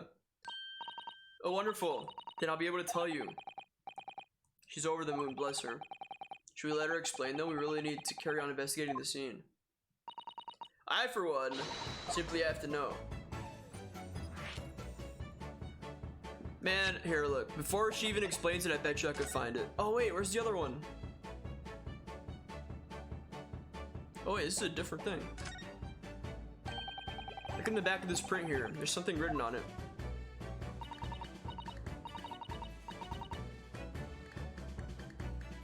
I don't remember that, no. 13th February, 9 p.m. Article deposited, 1 small box. Loan amount paid, 10 shillings. Redemption deadline, 13th April. So this photographic print is a redemption ticket for an article that was deposited 2 days prior to the incident on the omnibus, it would seem.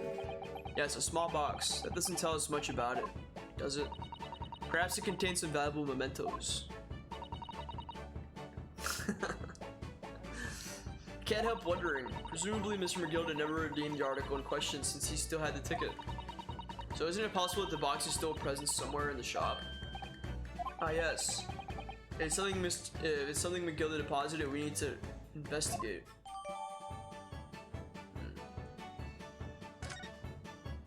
Interesting. A small box, you say? Hi, Philip.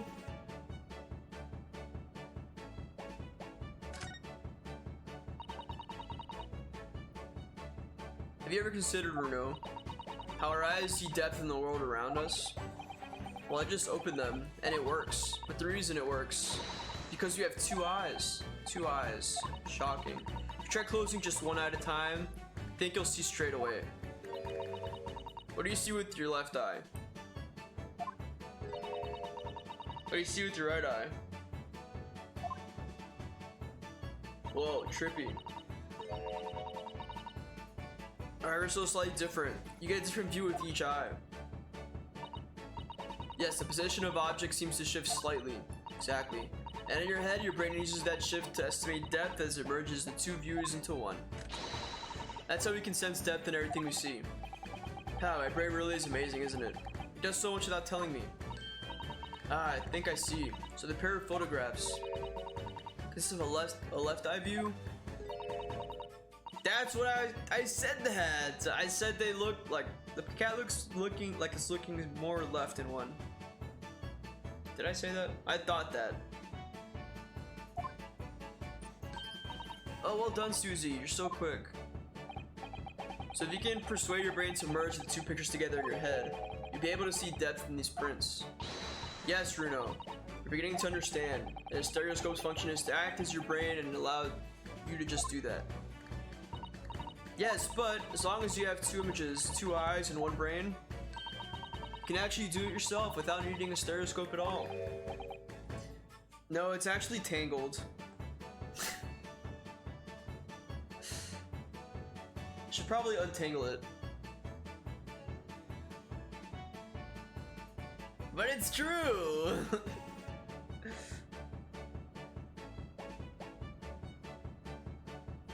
can't really? You have to like cross your eyes. Let's try it. Let's see if you can view this pair of prints without help of a stereoscope. Oh yes, I'm dying to have a go. I don't know. You need to be able to cross. You see? You need to be able to cross your eyes. That's the main thing. Can you both do that? Cross my eyes? Bro, how did this get like into the game? What if people can't do that? Watch me and see if you can copy. What is going on, bro? Make your eyes do this. Alright, let me try. You ready, Mr. Naruto? What's happening, dude? There, how's that? Wonderful, now it's your turn, Naruto. The trick is to concentrate on looking at the bridge of your nose with both eyes at the same time. Not exactly an easy task when two people are staring at you cross-eyed. Alright, that's enough practice. Now let's try looking at the prints. No. Does it do it for me?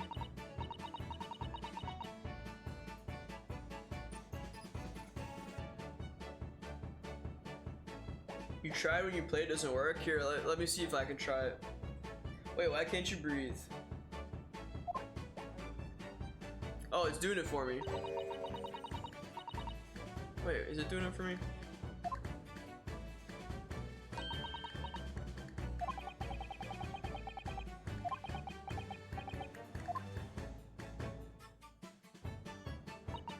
Did the print split into images for you? Wait, what? It didn't even let me. Alright, here, I'm gonna try it. I'm gonna go cross-eyed for the camera, and I'll be able to tell y'all what the difference is. Can you see my eyes? Hopefully not. Okay, good.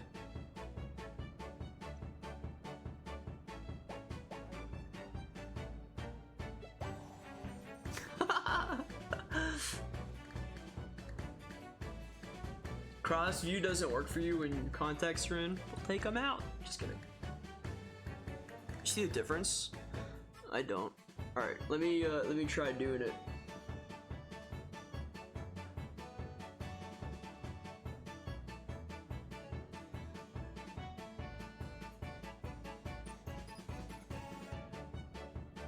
Ow!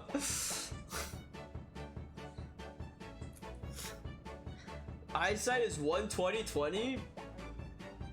Is that close eyesight or far? Isn't that like really bad?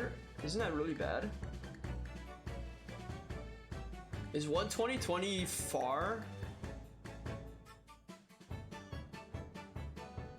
Or is that like very, very close? I don't remember how the numbers work. The 20/20, 15/20.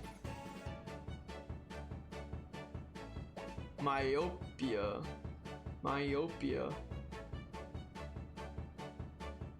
I think I have like perfect eyesight. I have really good eyesight. You can ask Rockin'. She tested me in Vermont. All right, let's try this.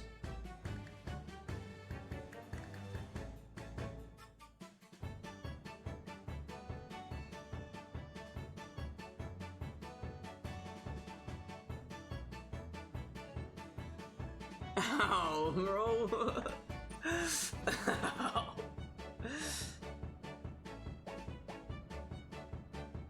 Damn, that is very poor eyesight. Holy cow. I'm sorry. I didn't know that about you.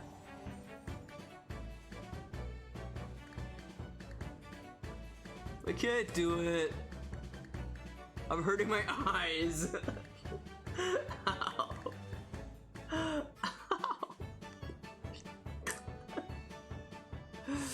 Okay. You have to make like a third image in the middle.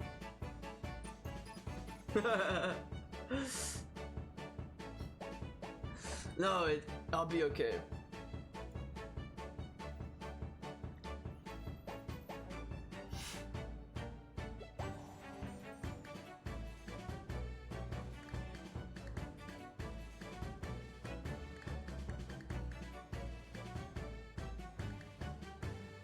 Well,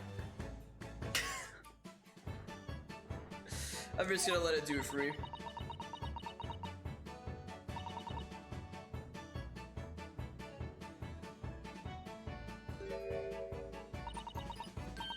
every new single image in the center. So like, I've done this before. This is how you play those spot the difference games, when they have things that are very slightly different, not in terms of the view, but in terms of like things that are changed in the picture. If you do it the right way, you should have the two pictures side by side, and when you cross your eyes, you just form, the two pictures get blurry, and you form a really clear image in the middle, a third image that combines both, and the differences will flicker. So you can beat any spot difference game in 5 seconds. You just gotta do that, and then the differences will flicker, and you'll be able to tell where they all are. There was one spot difference game. It was two pictures of the universe, and the guy deleted one single star. Like, he erased one star from one of the images, and it was spot difference. One star is missing. Which star is it? There's like 1,000 stars, and if you do it right, the missing star will flicker.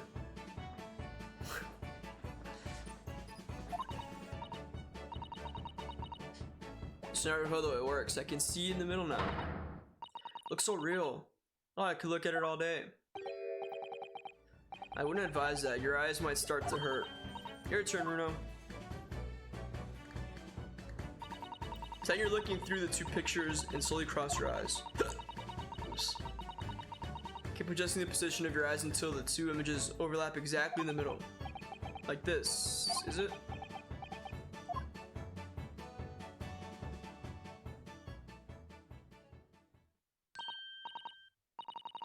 There, you managed it.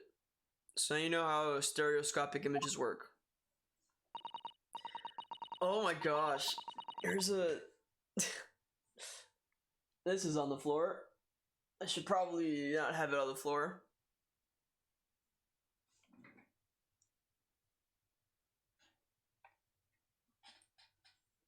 Well, I don't know who discovered it, but it really is quite extraordinary.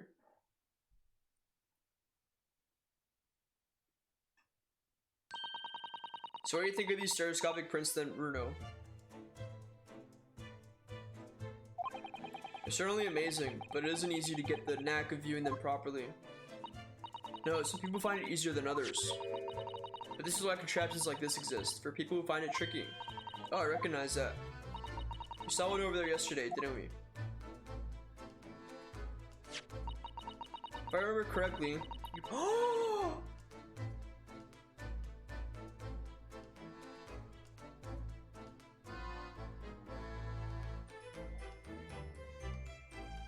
Whoa. I just had an idea. I did. I just had an aha moment.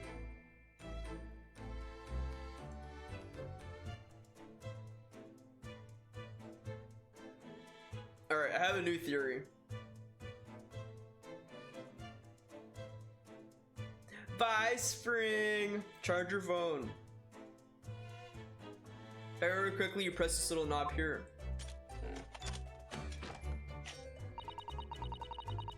Then set the pair of photographs in the stand at the back. Goodbye!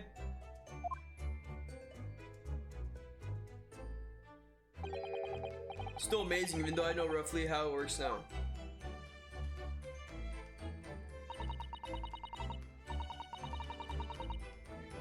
Well, Lynn seems to agree with you. Stereoscopes are very popular at the moment. You can find one of these folding contraptions in lots of households in the capital currently. But if these little machines are so affordable, surely there's no need to go around staring cross-eyed at pictures like you hate them. It's much more satisfying to be able to see the effect with your own eyes. Well, I think so in any case. Stereoscopic pictures. I never even heard of them until yesterday. We've certainly learned a lot about them, but I wonder if it's knowledge that I'll ever actually need.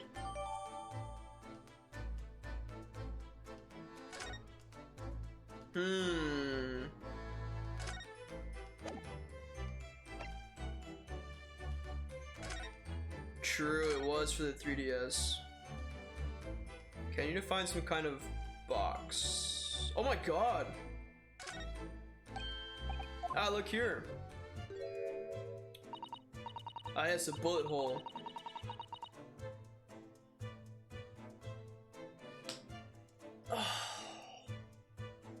I can see the bullet is still lodged in the wall.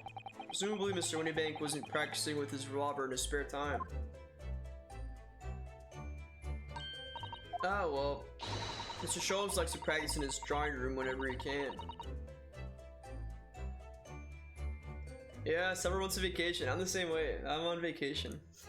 For at least 2 months. Kind of vacation. A little bit. Mr. Sholmes likes to practice in his drawing room whenever he can. He's very patriotic like that. Sorry? It's all there in the adventures of Herlock Sholmes, you know. Isn't that right, Iris? Ah, did I write something like that? Partly in jest, perhaps. In jest? Well, he doesn't do it often. It is quite dangerous pastime. He doesn't do it often. He shouldn't even do it once. Forget that now, Bruno. Let's examine this bullet. What's that around the bullet hole? Is it blood? Suspicious red stain on the calendar. Ah, this is where I come in. Oh, right. The blood changes to be the same color as the sample from the storeroom. We know that it's Mr. Winniebank's blood. Exactly. Here we go then.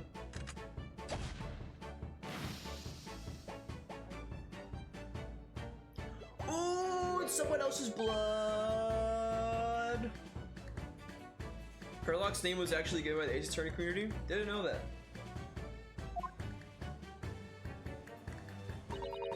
It's completely different to the color that Mr. Winniebank's blood turned in the analysis. Just goes to show things don't always go according to plan, do they? Nevertheless, we must add this sample to the results of the other blood analysis. The actual blood isn't changing color. It's a gun that, it shows what blood type it is. So if it's like a different color, then it's a different person's blood because it's a different blood type.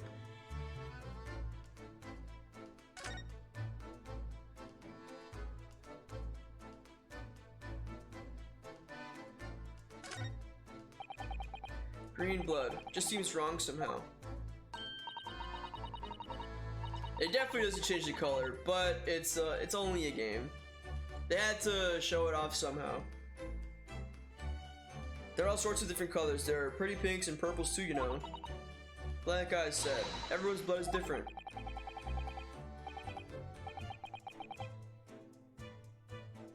Sherlock. Herlock Sholmes. Good stuff, community. Okay. This is that strange contraption that lets you see pictures of things as if they're right in front of your eyes. Makes you think when Mr. Sholmes gleefully showed it to us yesterday. We were blissfully unaware that any of this was about to happen.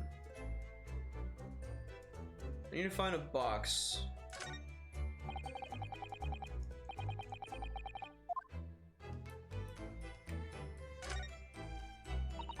These shelves are where the pawnbroker puts articles that have been forfeited on display for customers to buy. Yes, it's really strange miscellany, isn't it? I mean, who would buy this horse statue, for example? Well, sometimes you can find some real treasures among all the junk, you know. Are you alright, Bruno? Oh, it's just, well, it looks like a collection of useless junk as a whole, but when you pick out the individual things, you can't help wishing you owned them. Even that horse statue. It's exactly how the pawnbroker works. You're very clever.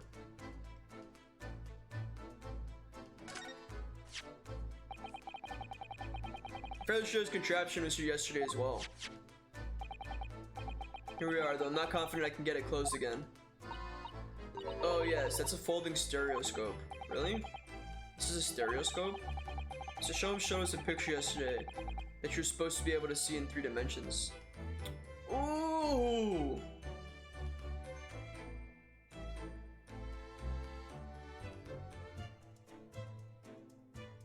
I have my thinking cap on. So many ideas flowing through my mind. For that, I used the great big contraption over there. Oh well, that's for use in public houses and places like that. It contains a carousel with all sorts of pictures inside. But this little thing is a much simpler design for use at home. There are special shops selling prints you can use in them. I have a collection myself. Madge, why?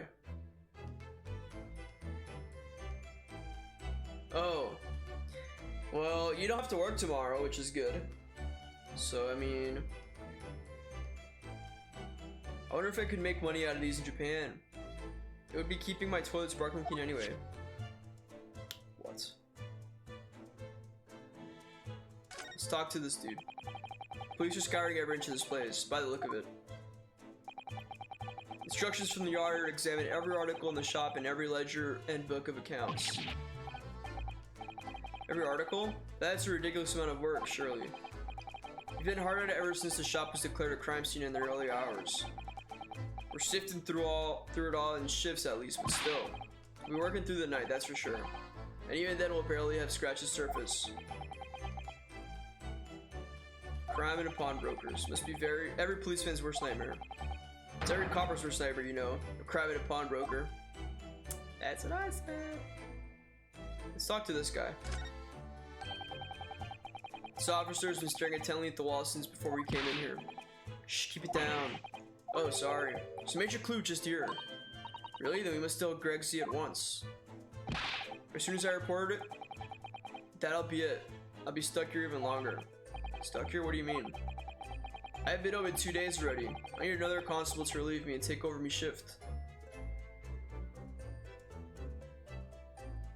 Yeah, stay up because you can. Be a rebel. Ah. That doesn't stop us investigating though, does it? No, I suppose not. Fairly sure it was the calendar he was peering at. Okay.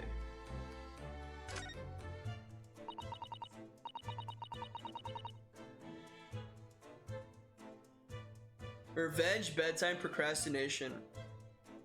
That's a music box. Do you have them where you come from, Renault? Yes, but I've never seen one as large as this in Japan. Oh well, this will be a treat. Shall we have a listen?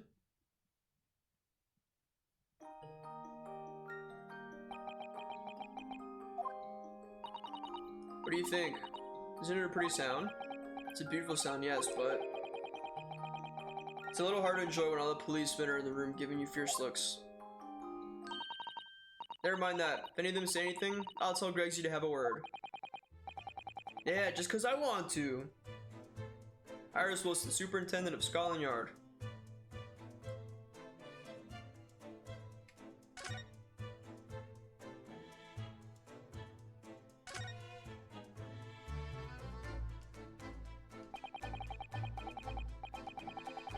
That ledger that's open on the counter there really is enormous, isn't it?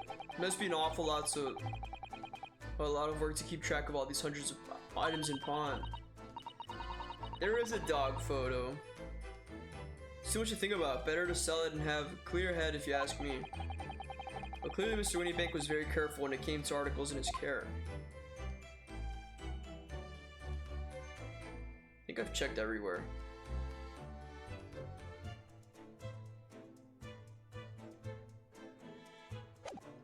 How do I move?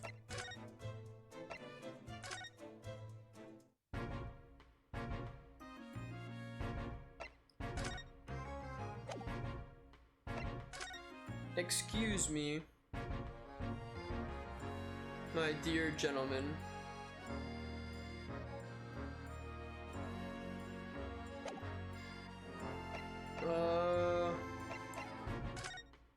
Let's go somewhere else.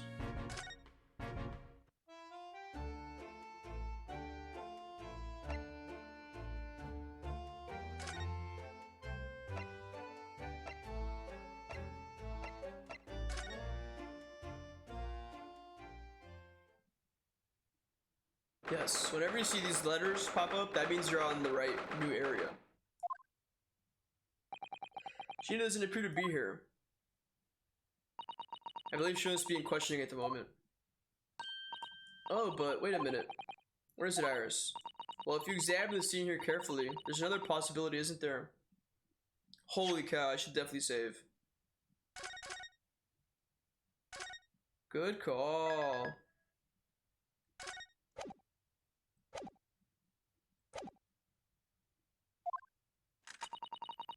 Ginny could have slipped the key from the jailer when he wasn't looking and escaped. Oh my. Why would she do something like that? It would only make her situation worse. Calm down, Runo. was only joking, of course. Oh. You had me worried there. I thought it was a great deduction. Yes, it must be your way with words, Iris. You're so wonderfully persuasive. Perhaps you don't fully understand the weight your words carry. Oh dear, I'm sorry. I suppose a lighthearted great detective is a contradiction in terms. Well, in the same situation, I'm sure Mr. Sholmes would just have thrown his head back and guffawed.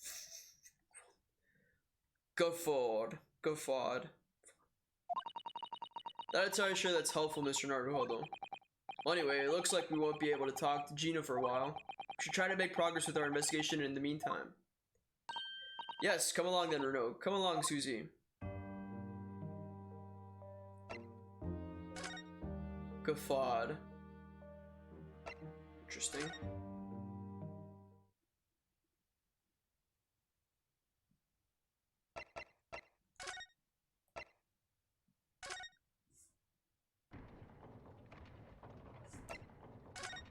Dang, yo.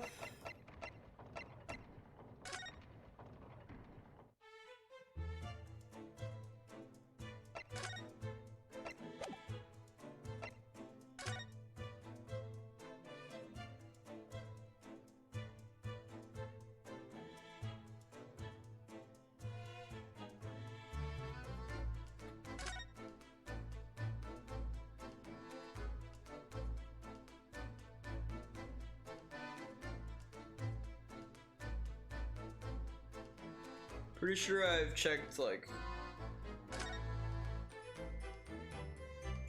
everything. Hold on, let me, examine my evidence.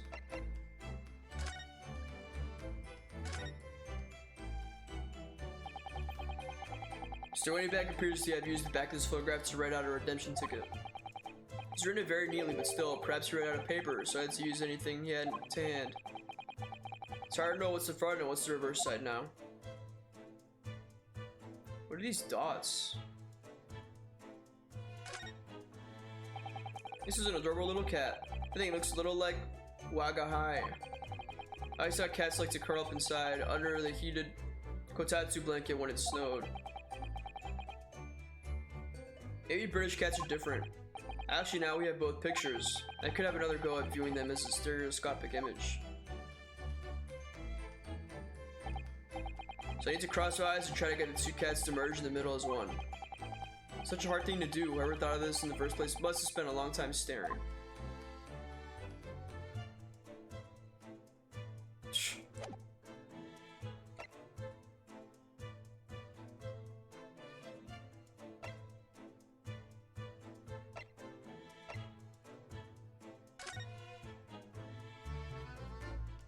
Oh. Naruhodo, I don't know if you've noticed, but there's something rather troubling here. I have noticed. The red smear, you mean? Yes, it looks like blood, doesn't it? Well, in that case, yes, we need Iris. We should show this to her before we forget. There we go. We found the way.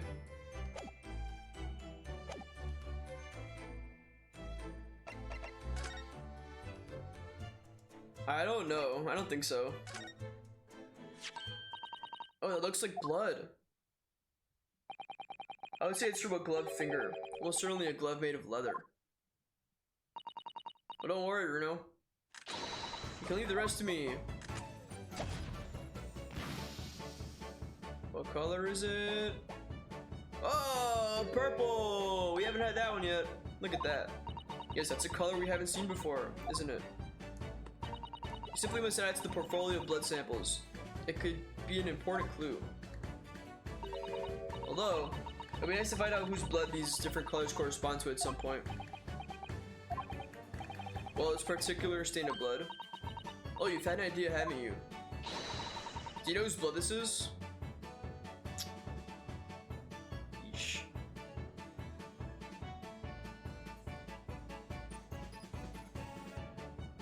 Yeah, true. How could I? We don't have a known sample of the same color. Without that, it's impossible to know. Oh, how very vexing. I wonder, what? Well, it's true that the color doesn't help us, but what about considering how the mark came to be there in the first place? You would have an idea about that. Why don't you, Runo? Don't have to keep staring at me like that. No. Let's try that again, shall we? Alright, well, I guess I do know.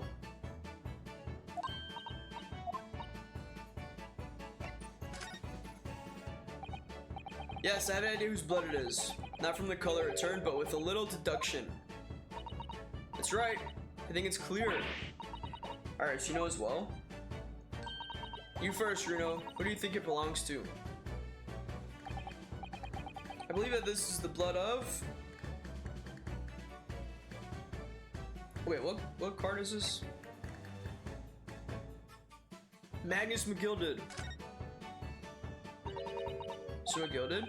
Yes, after all, this redemption ticket belonged to him. Oh, you don't think... You mean that during the incident on the omnibus? Yes, I expect so. It's very clear print and no small amount of blood. So it must have resulted from a fairly serious accident, such as he might have sustained on the omnibus. Wait, but if I remember rightly, no sign of injury was found on Mr. McGilded at all. Oh. I'm trying to work out who the blood came from, so we can rule out anyone who hadn't been bleeding straight away. Well, I guess I was wrong.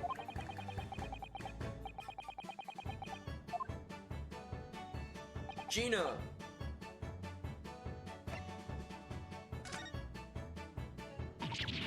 Oh my, you think this is Gina's blood? Yes, it was Gina who brought the ticket here to Winnie Banks after all. Sometimes the simplest answer is the right one. But Gina doesn't own any gloves. I was wrong again! Who wears gloves?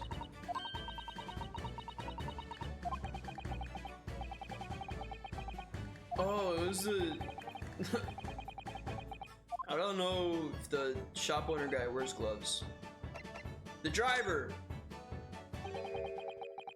Thrice fired Mason. You're just not very sure of yourself the way you trailed off there. But it was 2 months ago now, that case, and of course I'd never met the victim, so I'm struggling to remember his name. He was definitely thrice fired, though. The victim of the omnibus case. Yes, his name was indeed Mr. Thrice Fired Mason. That would mean that this bloodstain was left on the ticket 2 months ago. Yes, I think it was. Gina brought this ticket here to Winnie Banks yesterday.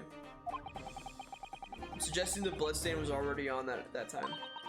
So it's a smear of blood from the time Mr. Mason was killed 2 months ago. Something else is coming back to me now. Mr. McGilded was also wearing leather gloves that night.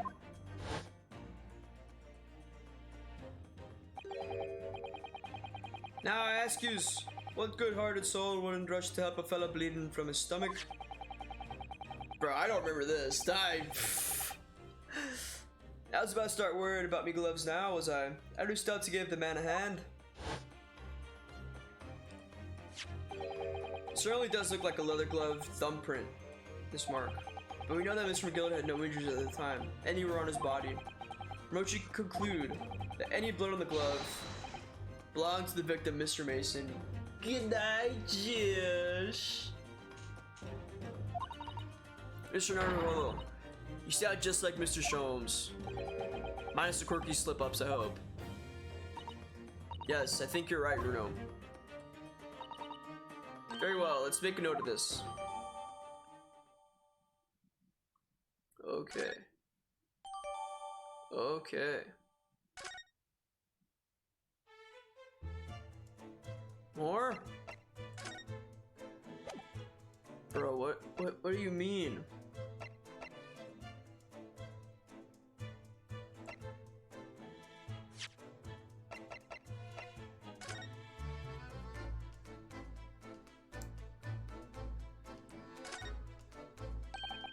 The Hound of the Baskervilles. I just have to sign no exact title of this unpublished story. Suppose I'll just have to wait until she's ready to explain it to me. I'm so sorry. Good night in advance.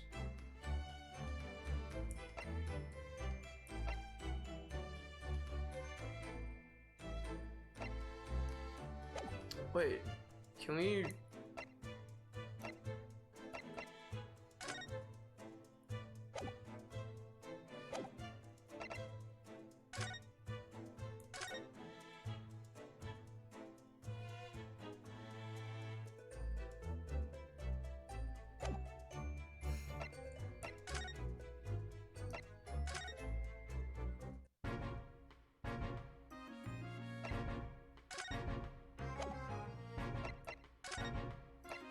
I'll show this guy this.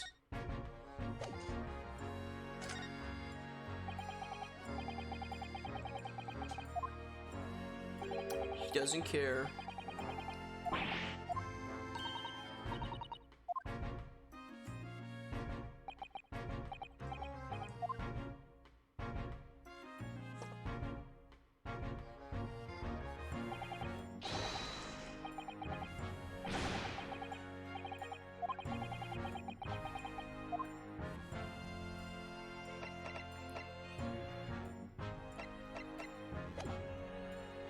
Does someone have to go? Let's go to all the locations. Nope.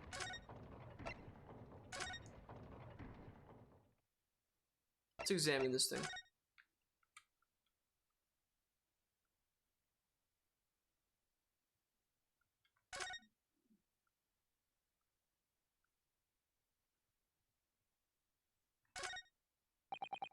I wonder what these are.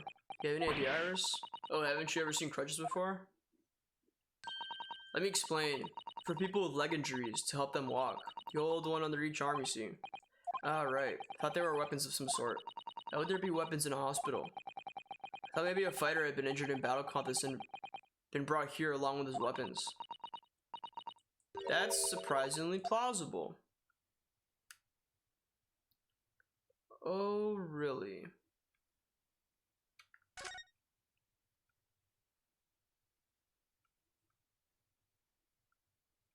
Okay, well, it's definitely not here.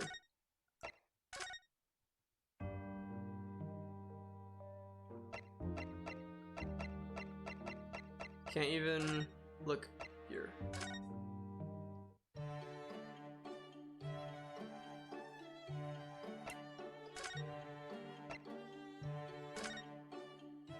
My goodness.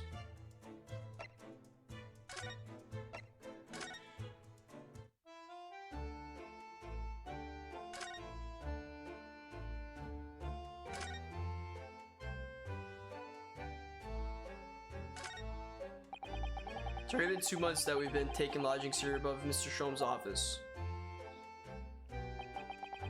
So I still can't quite believe it. I never expected things to turn out like this. When Hurley comes back home, let's have a big party. It's a great idea. I'm sure it won't be long. Mr. Shomes is very tough. Yes. There's still a Scotland Yard carriage outside Windy Banks. Never imagined you'd be investigating a case so close to home. I'm sorry, I was there.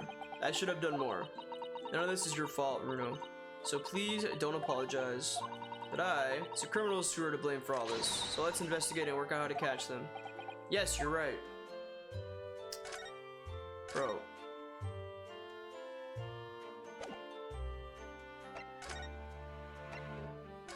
I feel like I've investigated everything. Let's present more stuff. Let's just present everything.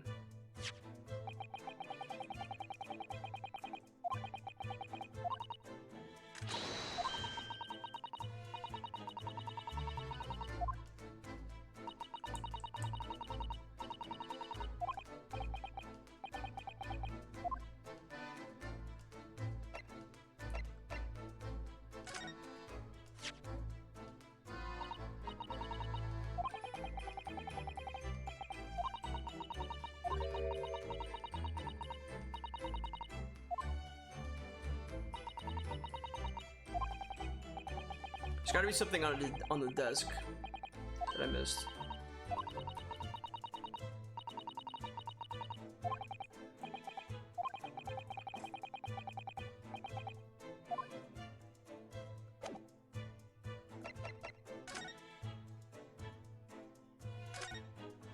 There's like broken glass on the floor, but I can't examine that.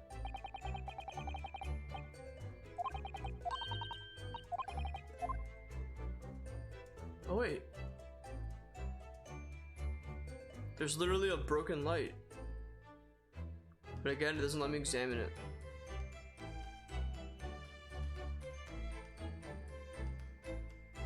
Man, I don't know what else to look for.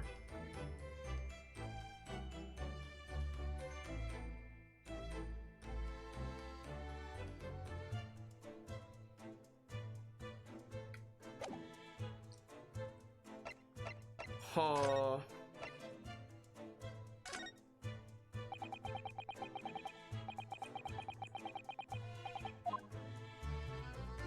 I'm gonna examine more of my stuff.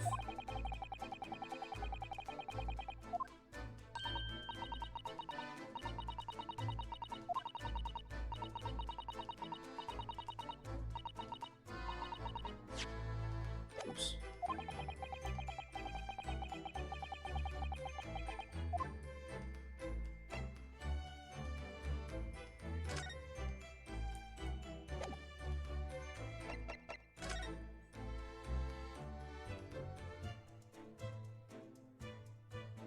The overcoat. Small box.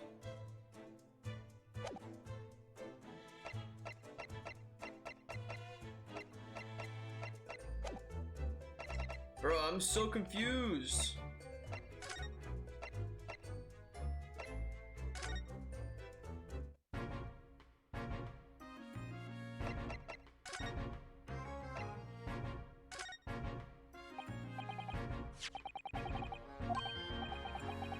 What have we here then? A redemption ticket for an article deposited here, is it? It's like someone ran out of office station area and wrote the ticket on whatever paper was to hand. Yes, this is a ticket for Gilda's overcoat, the one that the little driver turned up with yesterday. Oh, actually, no, it's not. Really? Think you know better than me, do you? No, I didn't mean to, Bruno's right, Gregsy. This isn't the same ticket. Of course it isn't, of course it isn't. I never doubted you, your ladyship. So what's all this about then?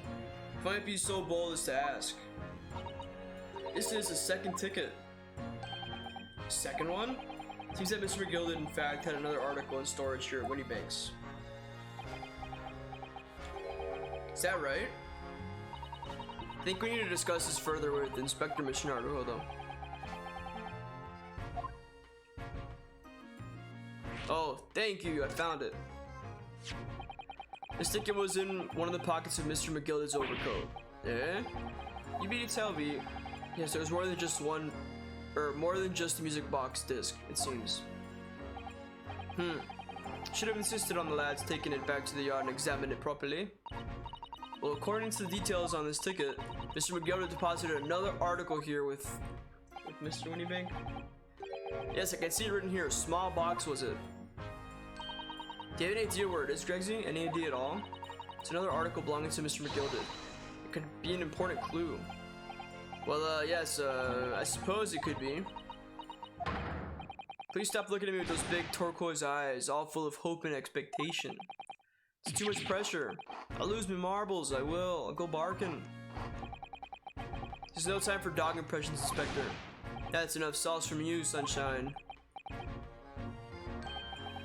Here's one thing that springs to mind.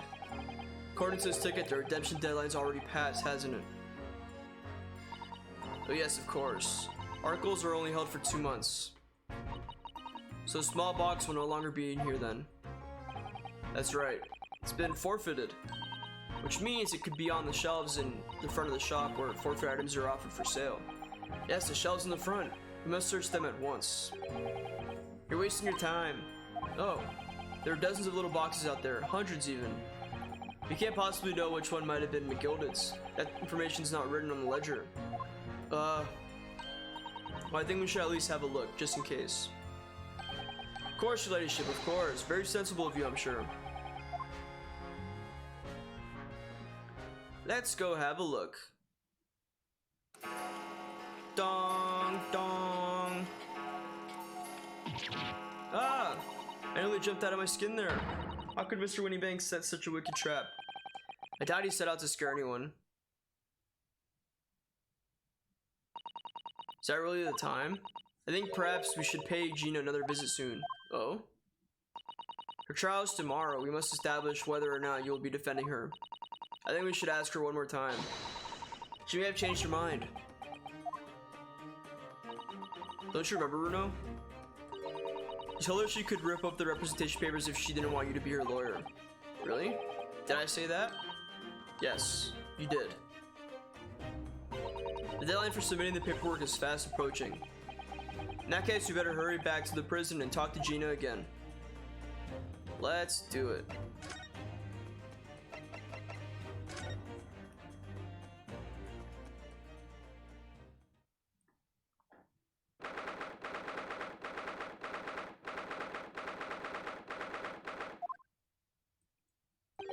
Ah, Gina, good. You're back. Ah! Police must have finished questioning her then. Oh, how was it, Ginny? Was it awful? Eh? Oh. Don't bother me. Didn't bother me or don't? Thank you for the papers you cited before. Meant we were able to investigate at Windy Banks. Oh, right.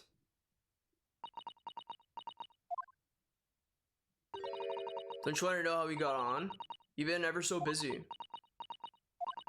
What's the point in asking? Won't change what everyone's saying. That I did it. That's not... Gina, we came to ask for your final decision. Eh? What decision? About tomorrow's trial. Will you let me defend you, or not? I must submit the paperwork now if you'd like Mr. Naruto to represent you. Right, I see. She's really lost her fight all of a sudden. But I know what that feels like. The worry is just so hard to bear. Oops.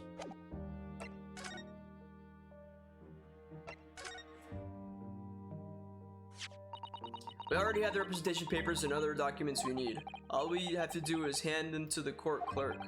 That is, if you allow me to represent you in court tomorrow. Nah, don't bother. Wait, I keep changing everyone's accent.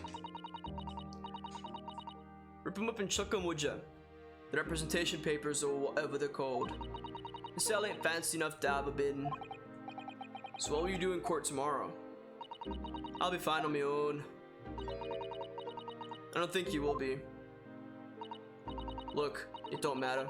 What's gonna happen is gonna happen. This is one stubborn pickpocket.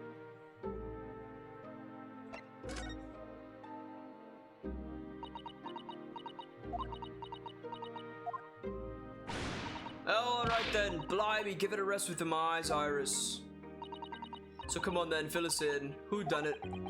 Fortunately, we don't know that yet. You don't say. You don't know yet, Gina. But Mr. Naruhodo and all of us know that you are innocent of this crime. While we haven't yet managed to work out who the real culprit is, there are a number of interesting facts that we have managed to establish. Oh yeah? Like what? Well, for example, the reason for you being there in the first place. I think I know why you broke into Winnie Banks that night. Looks like I'm gonna have to take some evidence that clearly reveals the reason and thrust it at Gina's face, or I could present it to her calmly, I suppose. Let's do it. This. No, this one.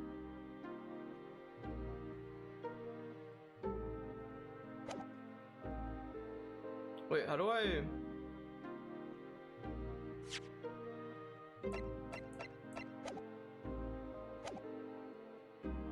Here we go.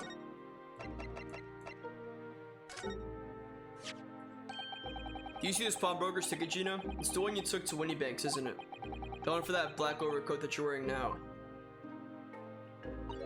Eh? What? That? I don't know. They all look the same to me, those tickets. Surely not. Well, this one has a very obvious mark on it that would appear to be blood. Does that ring any bells?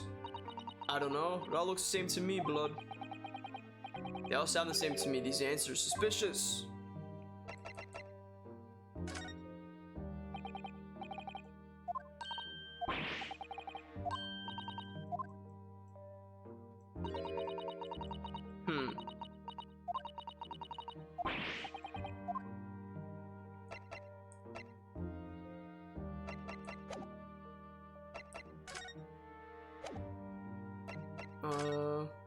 Is there other things I can present? We found these in Mr. Winniebeck's storeroom. The manuscript of Iris's latest story. Alright, well that's good then. Curiously, the storeroom at Winniebanks showed no sign of being ransacked for items of value or the like. With one exception, the box file that housed this manuscript. It was you, wasn't it, Gina, who broke open the box containing the manuscript that last night? You're determined to find out whether or not the Hound of the Baskervilles was really there. That's the real reason you broke into the storeroom last night, isn't it? Ah! Why don't you tell us what happened? Please. Oh, buddy. Alright, yeah, this Baskerville story.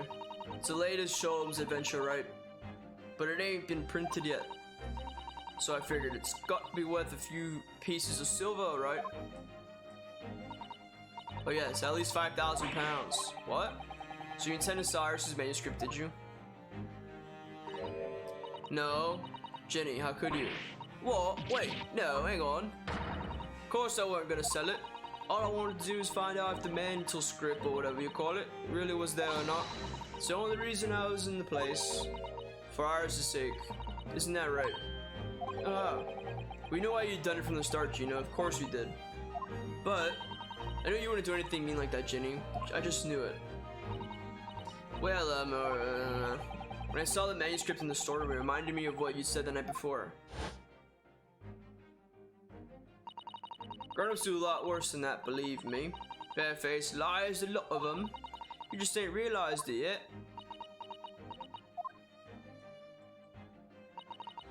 I'm telling you, that manuscript ain't at Windy Banks. You'd soon see it if you had a look.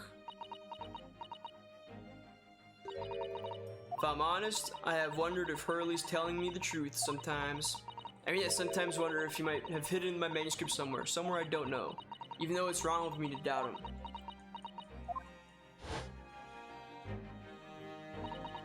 Oh, Jenny, that was so sweet of you. Alright. I'll tell you why I did it. I just stopped looking at me like that, Iris. Tell me why. It weren't because of Iris. It's not why I did it. Just wanted to know the truth, that's all. I wanted to know if Mr. Sholmes was being honest. If he really deposited the manuscript at Windy Banks. It's like I told you the night before. I never had a father. But Iris's lot ain't like mine. She got a dad. She just can't see him. And I reckon that's gotta be harder. That's why she writes her stories. They're about her dad, really. That's what it sounded like to me anyway, last night, when I was listening to what you were saying. Stories about Daddy? You mean they're not the adventures of a great detective, so much as the adventures of a great detective and his trusty partner? Well, that's how I see it, yeah? You're so thoughtful and so kind, Ginny. Yes, we never thought any differently, did we? Look, give it a rest, will you? I hate this chummy nonsense. Do you hear? I hate it. I don't trust no one, right? That's how I work. Because if you don't trust no one, no one can let you down. So leave me alone. Go on, Scarper.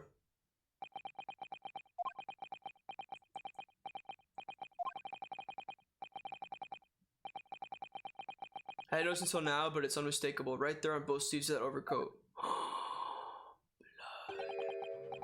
Some very suspicious red stains. What? Why are you looking at me like that? I think it might be worth presenting some of our other findings in that area to Gina now. Let's do it. It's getting spicy. Here. You see this? Oh wait, already.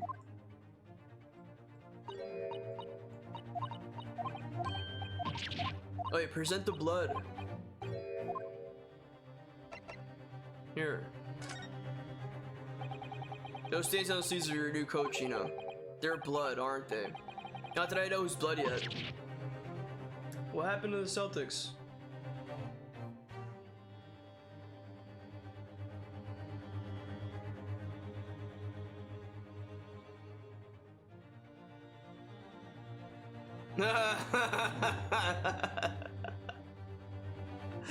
Oh, snap.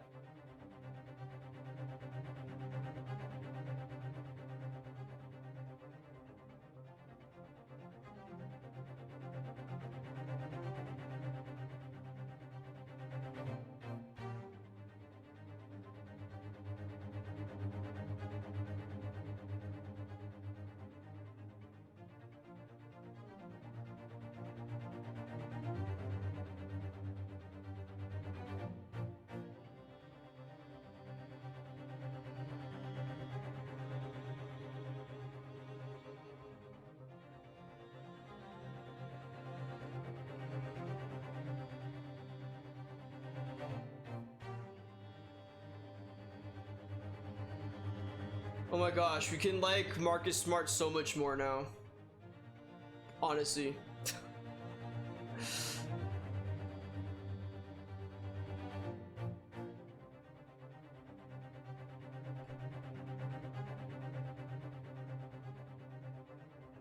Chris Middleton? Yeah, but any player is better not on Boston.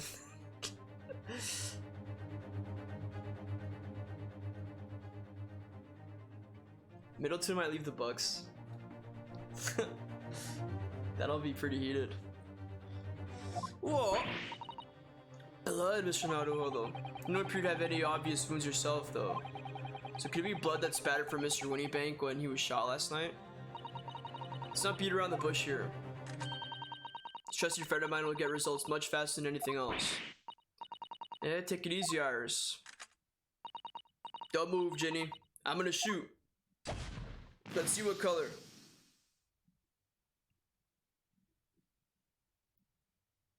Oh!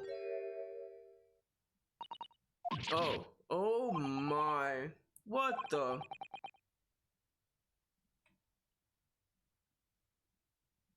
Bro, definitely not. Definitely not. He ain't getting more than that. That's crazy. So he might be renegotiating a deal with the Bucks to get them under cap or whatever. But he definitely not getting more than that. Or he might just go to a different team. The whole coat was covered in blood. The black color of the fabric was masking the stains. That's why we haven't seen them till now. And the blood is reacted with the chemical to turn a purple color, which matches one of the samples you've already collected perfectly. Yes, now let's see. Who had the purple blood? Ah, yes, it was the brickmaker, Mr. Mason, the victim of the murder case 2 months ago. I knew it. What are you on about? The victim? What you mean?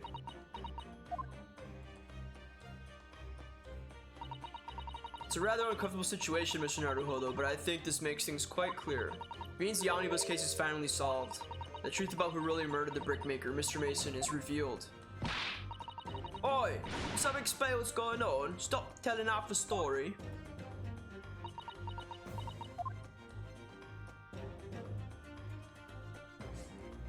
Explain.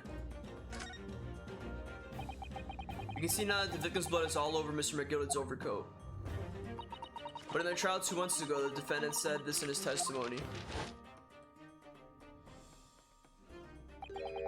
I ask you, what good-hearted soul wouldn't rush to help a fella bleeding from his stomach? I wasn't about to start worrying about me gloves now, was I? I reached out to give the man a hand. If you look at this overcoat now, it's clear. These stains couldn't have arisen from McGilded trying to pull the victim to his feet. No, that was what really happened. The blood wouldn't have splashed all over the front of the coat. The only explanation for this pattern of blood is that it splattered over McGilded's coat when he stabbed the victim in the stomach. Oh my goodness. I've tried to run from the truth for long enough. There's no escaping it now. The true culprit in that case, Mr. Mason's killer,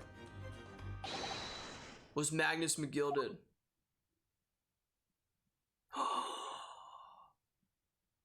Oh my gosh. Mr. Naruhodo, the horrible case is solved at last, and I helped the man walk free from that trial.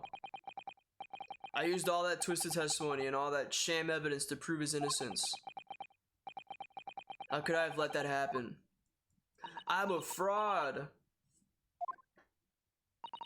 Runo, did you believe him though? You believe Mr. McGilded was innocent? I believed. Or rather, I think I was trying to believe. I wanted to. Because believing in those you represent in court is the defense lawyer's greatest weapon. A weapon?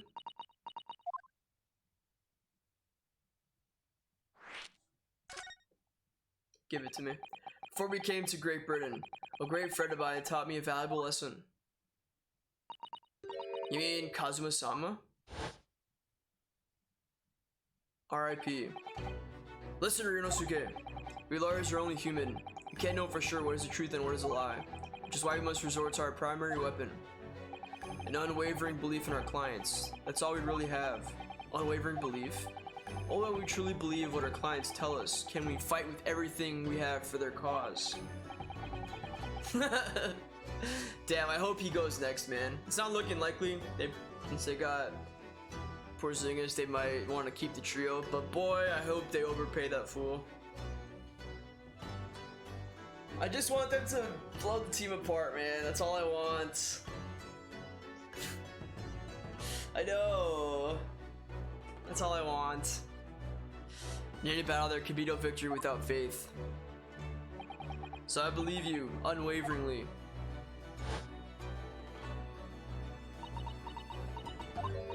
Hee hee. What's funny, Gina?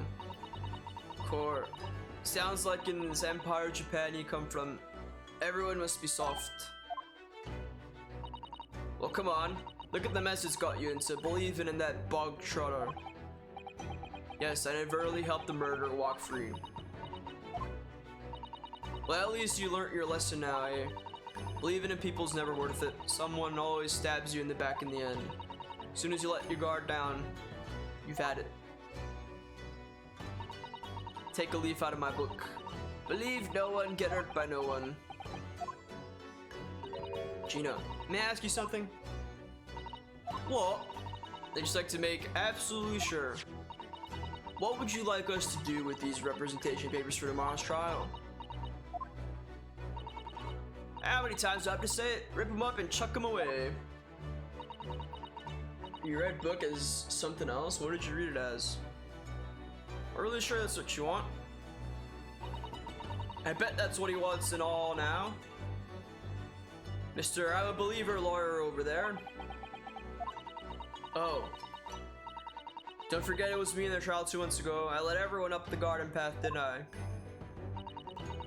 And you're telling me you can believe in me after that? Not likely. Well, Mr. Naruhodo, Alara's primary weapon is an unwavering belief in his clients. Ultimately, it comes down to whether or not I feel I can trust Gina after everything that's happened. I trust her! Gina, let me say it again. Please allow me to represent you in tomorrow's trial. Are you half-baked? Not at all. You've not once admitted to committing the crime, have you? What's more, I believe that you're telling me the truth. We trust her. Seriously, Mr. Narrow Auto. Didn't you hear all of what I said before? I'm a born liar. Fibs just trip off me tongue. And I'm a diver, don't forget. I pulled the wool over your eyes 2 months ago and got you into all sorts of trouble. Why would you ever trust me now? I just don't get it.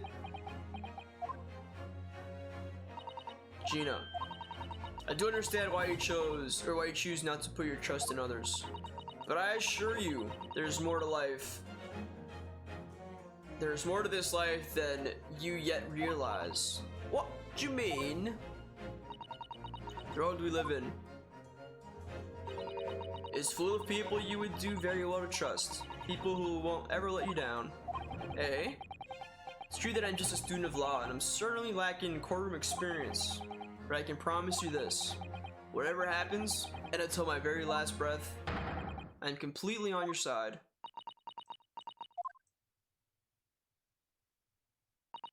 What? What do you expect me to say to that? She's crying.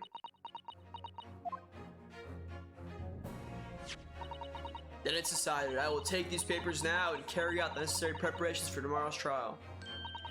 It would be a shame to throw them away now after it's been penned with your name so beautifully. Do what you like. You're Eastern law, or I don't know what you're. I don't get you. Oh yeah. Gina's taking herself off to the back of her cell. She never admitted, but I hope she's feeling relieved. That turned out alright in the end, I think.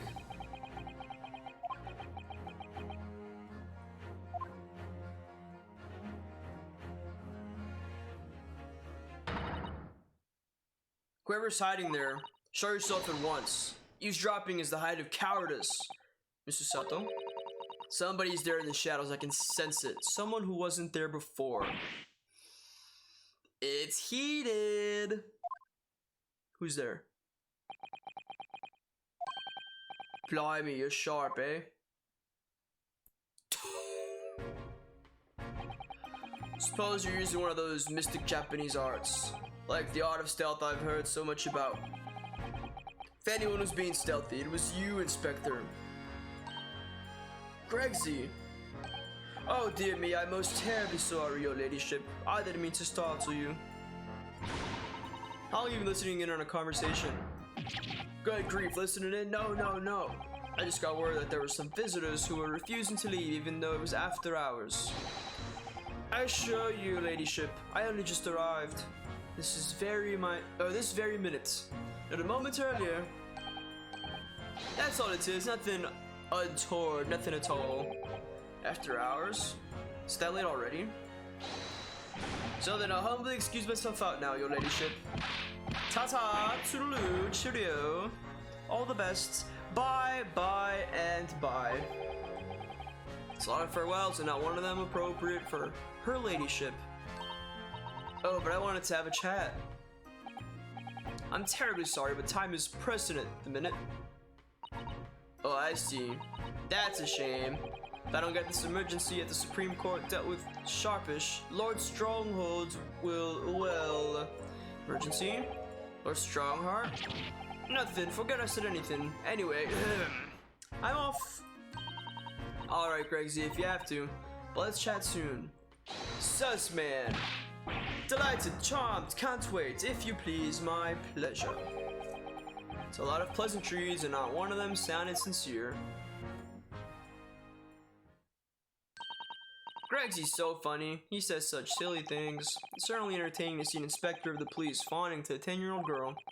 But anyway, I wonder what this emergency is at the Supreme Court. I must attend the court clerk's office now before it closes. Yes, of course. Thank you, Mr. Sato.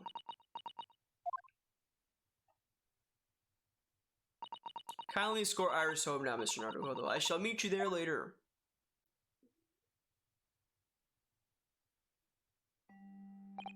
And so our investigation came to an end. Sato-san went to file the necessary papers for my defense of Gina the following day. And then it hit me.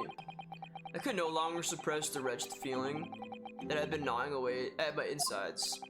Tomorrow, Sato-san would be leaving Britain and making her way back to Japan.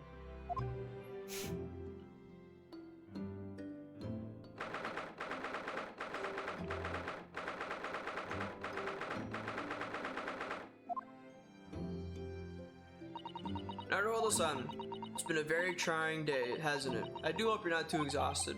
What about you, Sato-san? Today's been even more trying for you, I'm sure. Mr. Sholmes was shot before our eyes. Gina was arrested. All in the back of the news that her father has fallen ill and that she must return to Japan at once. I hope your father recovers soon. Thank you for your kind words.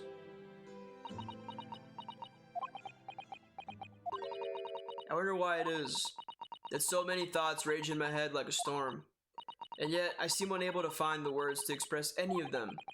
I know exactly what you mean. Anyway, I have one final task to complete as your judicial assistant. We'll see. Once that is done, I shall make preparations for my departure tomorrow. One final task? Talk to me. Just 2 months since we arrived in London, we've managed to establish this office. It's finally feeling as though we were settling in. I would be lying if I said I felt no regret. I'm so sorry, Shiro-san. It's just so sudden, I really don't know what to think. I've had no time to gather my thoughts. I know we've only been here a short time, but in my limited experience of the courtroom, I feel I've learned something. And what would that be? Seems to me there are many facets to people's personalities. Facets? And like a jewel, the light plays off them in complex patterns, illuminating their actions and their motives. But we only see a small number of the total facets. And what is illuminated is only a part of the whole story. What lies in the shadows What do those facets we cannot see look like? Perhaps there are some parts we'll never lay eyes on for as long as we live. It's so true. Sometimes I feel as though I'm blind to so much, that I keep hoping that one day it'll all become clear. That all the facets will be illuminated and I'll finally understand how everything fits together. Naruhodo-san, I suppose what matters is that we keep our eyes open and keep moving forward, even if the way sometimes seems dark. It's amazing to think it's been just 2 months. You've grown so much. Sorry, I've what? Oh no, it was nothing. Unimportant. Do you know what time you will leave London in the morning? Yes, I picked up my ticket earlier. I shall be leaving here at 4 a.m. I see. Well, I'll escort you to the station. Absolutely not. Sorry. I'm sure you realize why I couldn't possibly let you do that. You have a very important day ahead of you tomorrow. Gina's trial. Yes, I know, but every word you utter will have the potential to determine Gina's fate. You must get as much rest as possible, even though, like me, I'm sure you will find it hard to sleep. But please, for me, do try. And finally, you mentioned one final task a moment ago. Good morning, Jay. What do you mean? Oh my, I nearly forgot. Please, I want you to have this. What is that? Some huge bundle of documents. It's my notes from the case 2 months ago. The murder that was committed on the omnibus. The McGilded case. It seems to me that this case of Mr. Winniebank's murder, of which Gina is accused, is very much tied up with that omnibus case, in ways that are not yet completely apparent. You have followed. What have you followed? Nothing of the story. Excellent. It's okay, because this is about to go to be continued. Literally in like a minute. So it's fine. Pretty much this case ties into the first case of the whole game. Like, everyone forgot about that case, but it ties in because we got the wrong murderer. The guy that we made not guilty was the actual killer, so we let him free. So I took the liberty of consolidating my writings about the case for you. Everything else she's had to think about, Sato-san still managed to do this, and all neatly laid out for me in her beautiful handwriting. It was my pleasure. I can only hope that it will bolster your case tomorrow for Gina. Thank you so much, Sato-san. I will do my best to use it wisely. You really are the best judicial assistant in the world. Well, that's extremely flattering. But I'm sorry to say that I've been a complete failure. Sorry? I didn't quite catch what you said there. Oh, ignore me. I was just mumbling to myself.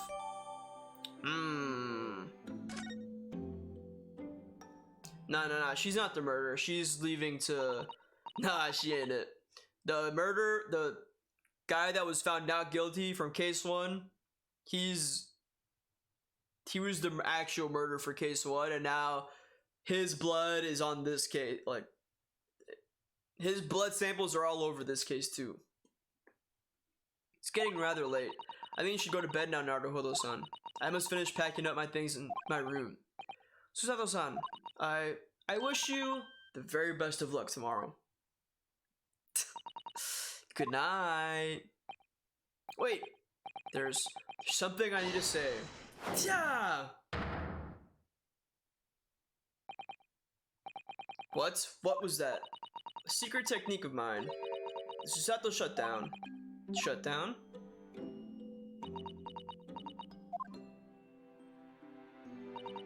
Please, I implore you. If we have to voice our goodbyes, I won't be able to hold back my tears.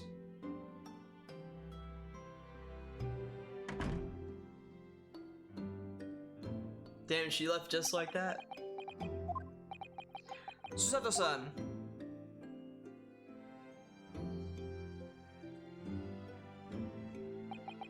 It truly had been a trying day. On our feet for hours, getting Gina to open up to us, and learning the truth about the nemesis of the case. physically and mentally. I was exhausted, yet the idea of sleep seemed impossible. But I forced myself to close my eyes, and as a cacophony of scenes of our lives here in London played through my mind, eventually, my fatigue triumphed and I fell into a deep sleep.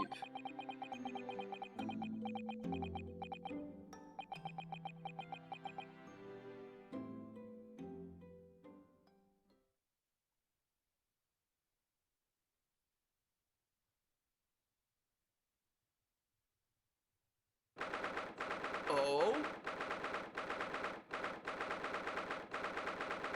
Back at the hospital?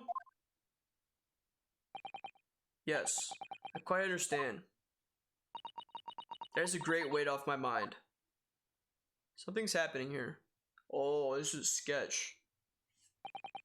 Rest assured, I shall put everything in place, exactly as we have discussed. Thank you so much. It has been an honor and a pleasure to be acquainted with you, Mr. Sholmes.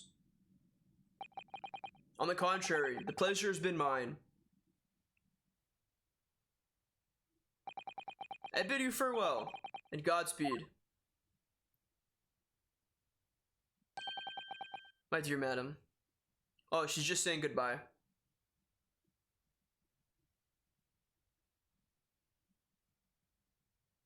Dun dun dun!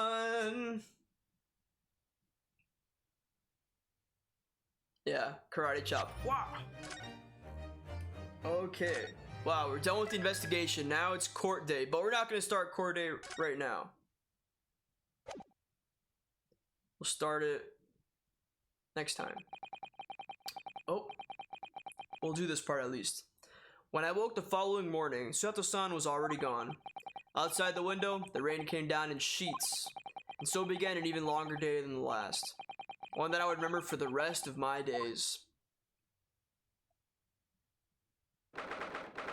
Cool.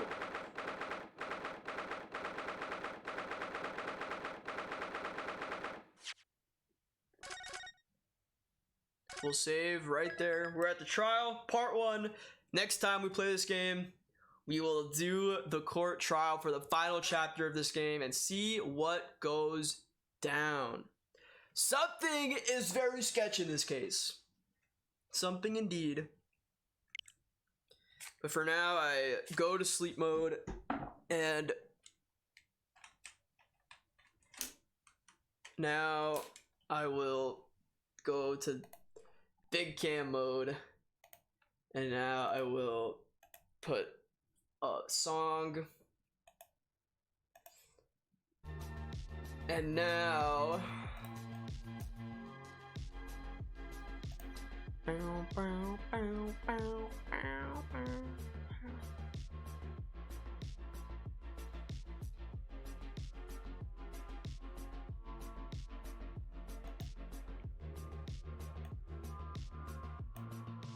okay, let's go say hello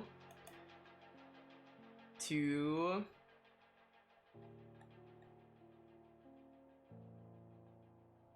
somebody. Well, thank you guys all for watching. I appreciate it. I'll be back tomorrow with, I don't know, something. But I'll figure that out when the time comes. In the meantime, we will go say hi to Alu.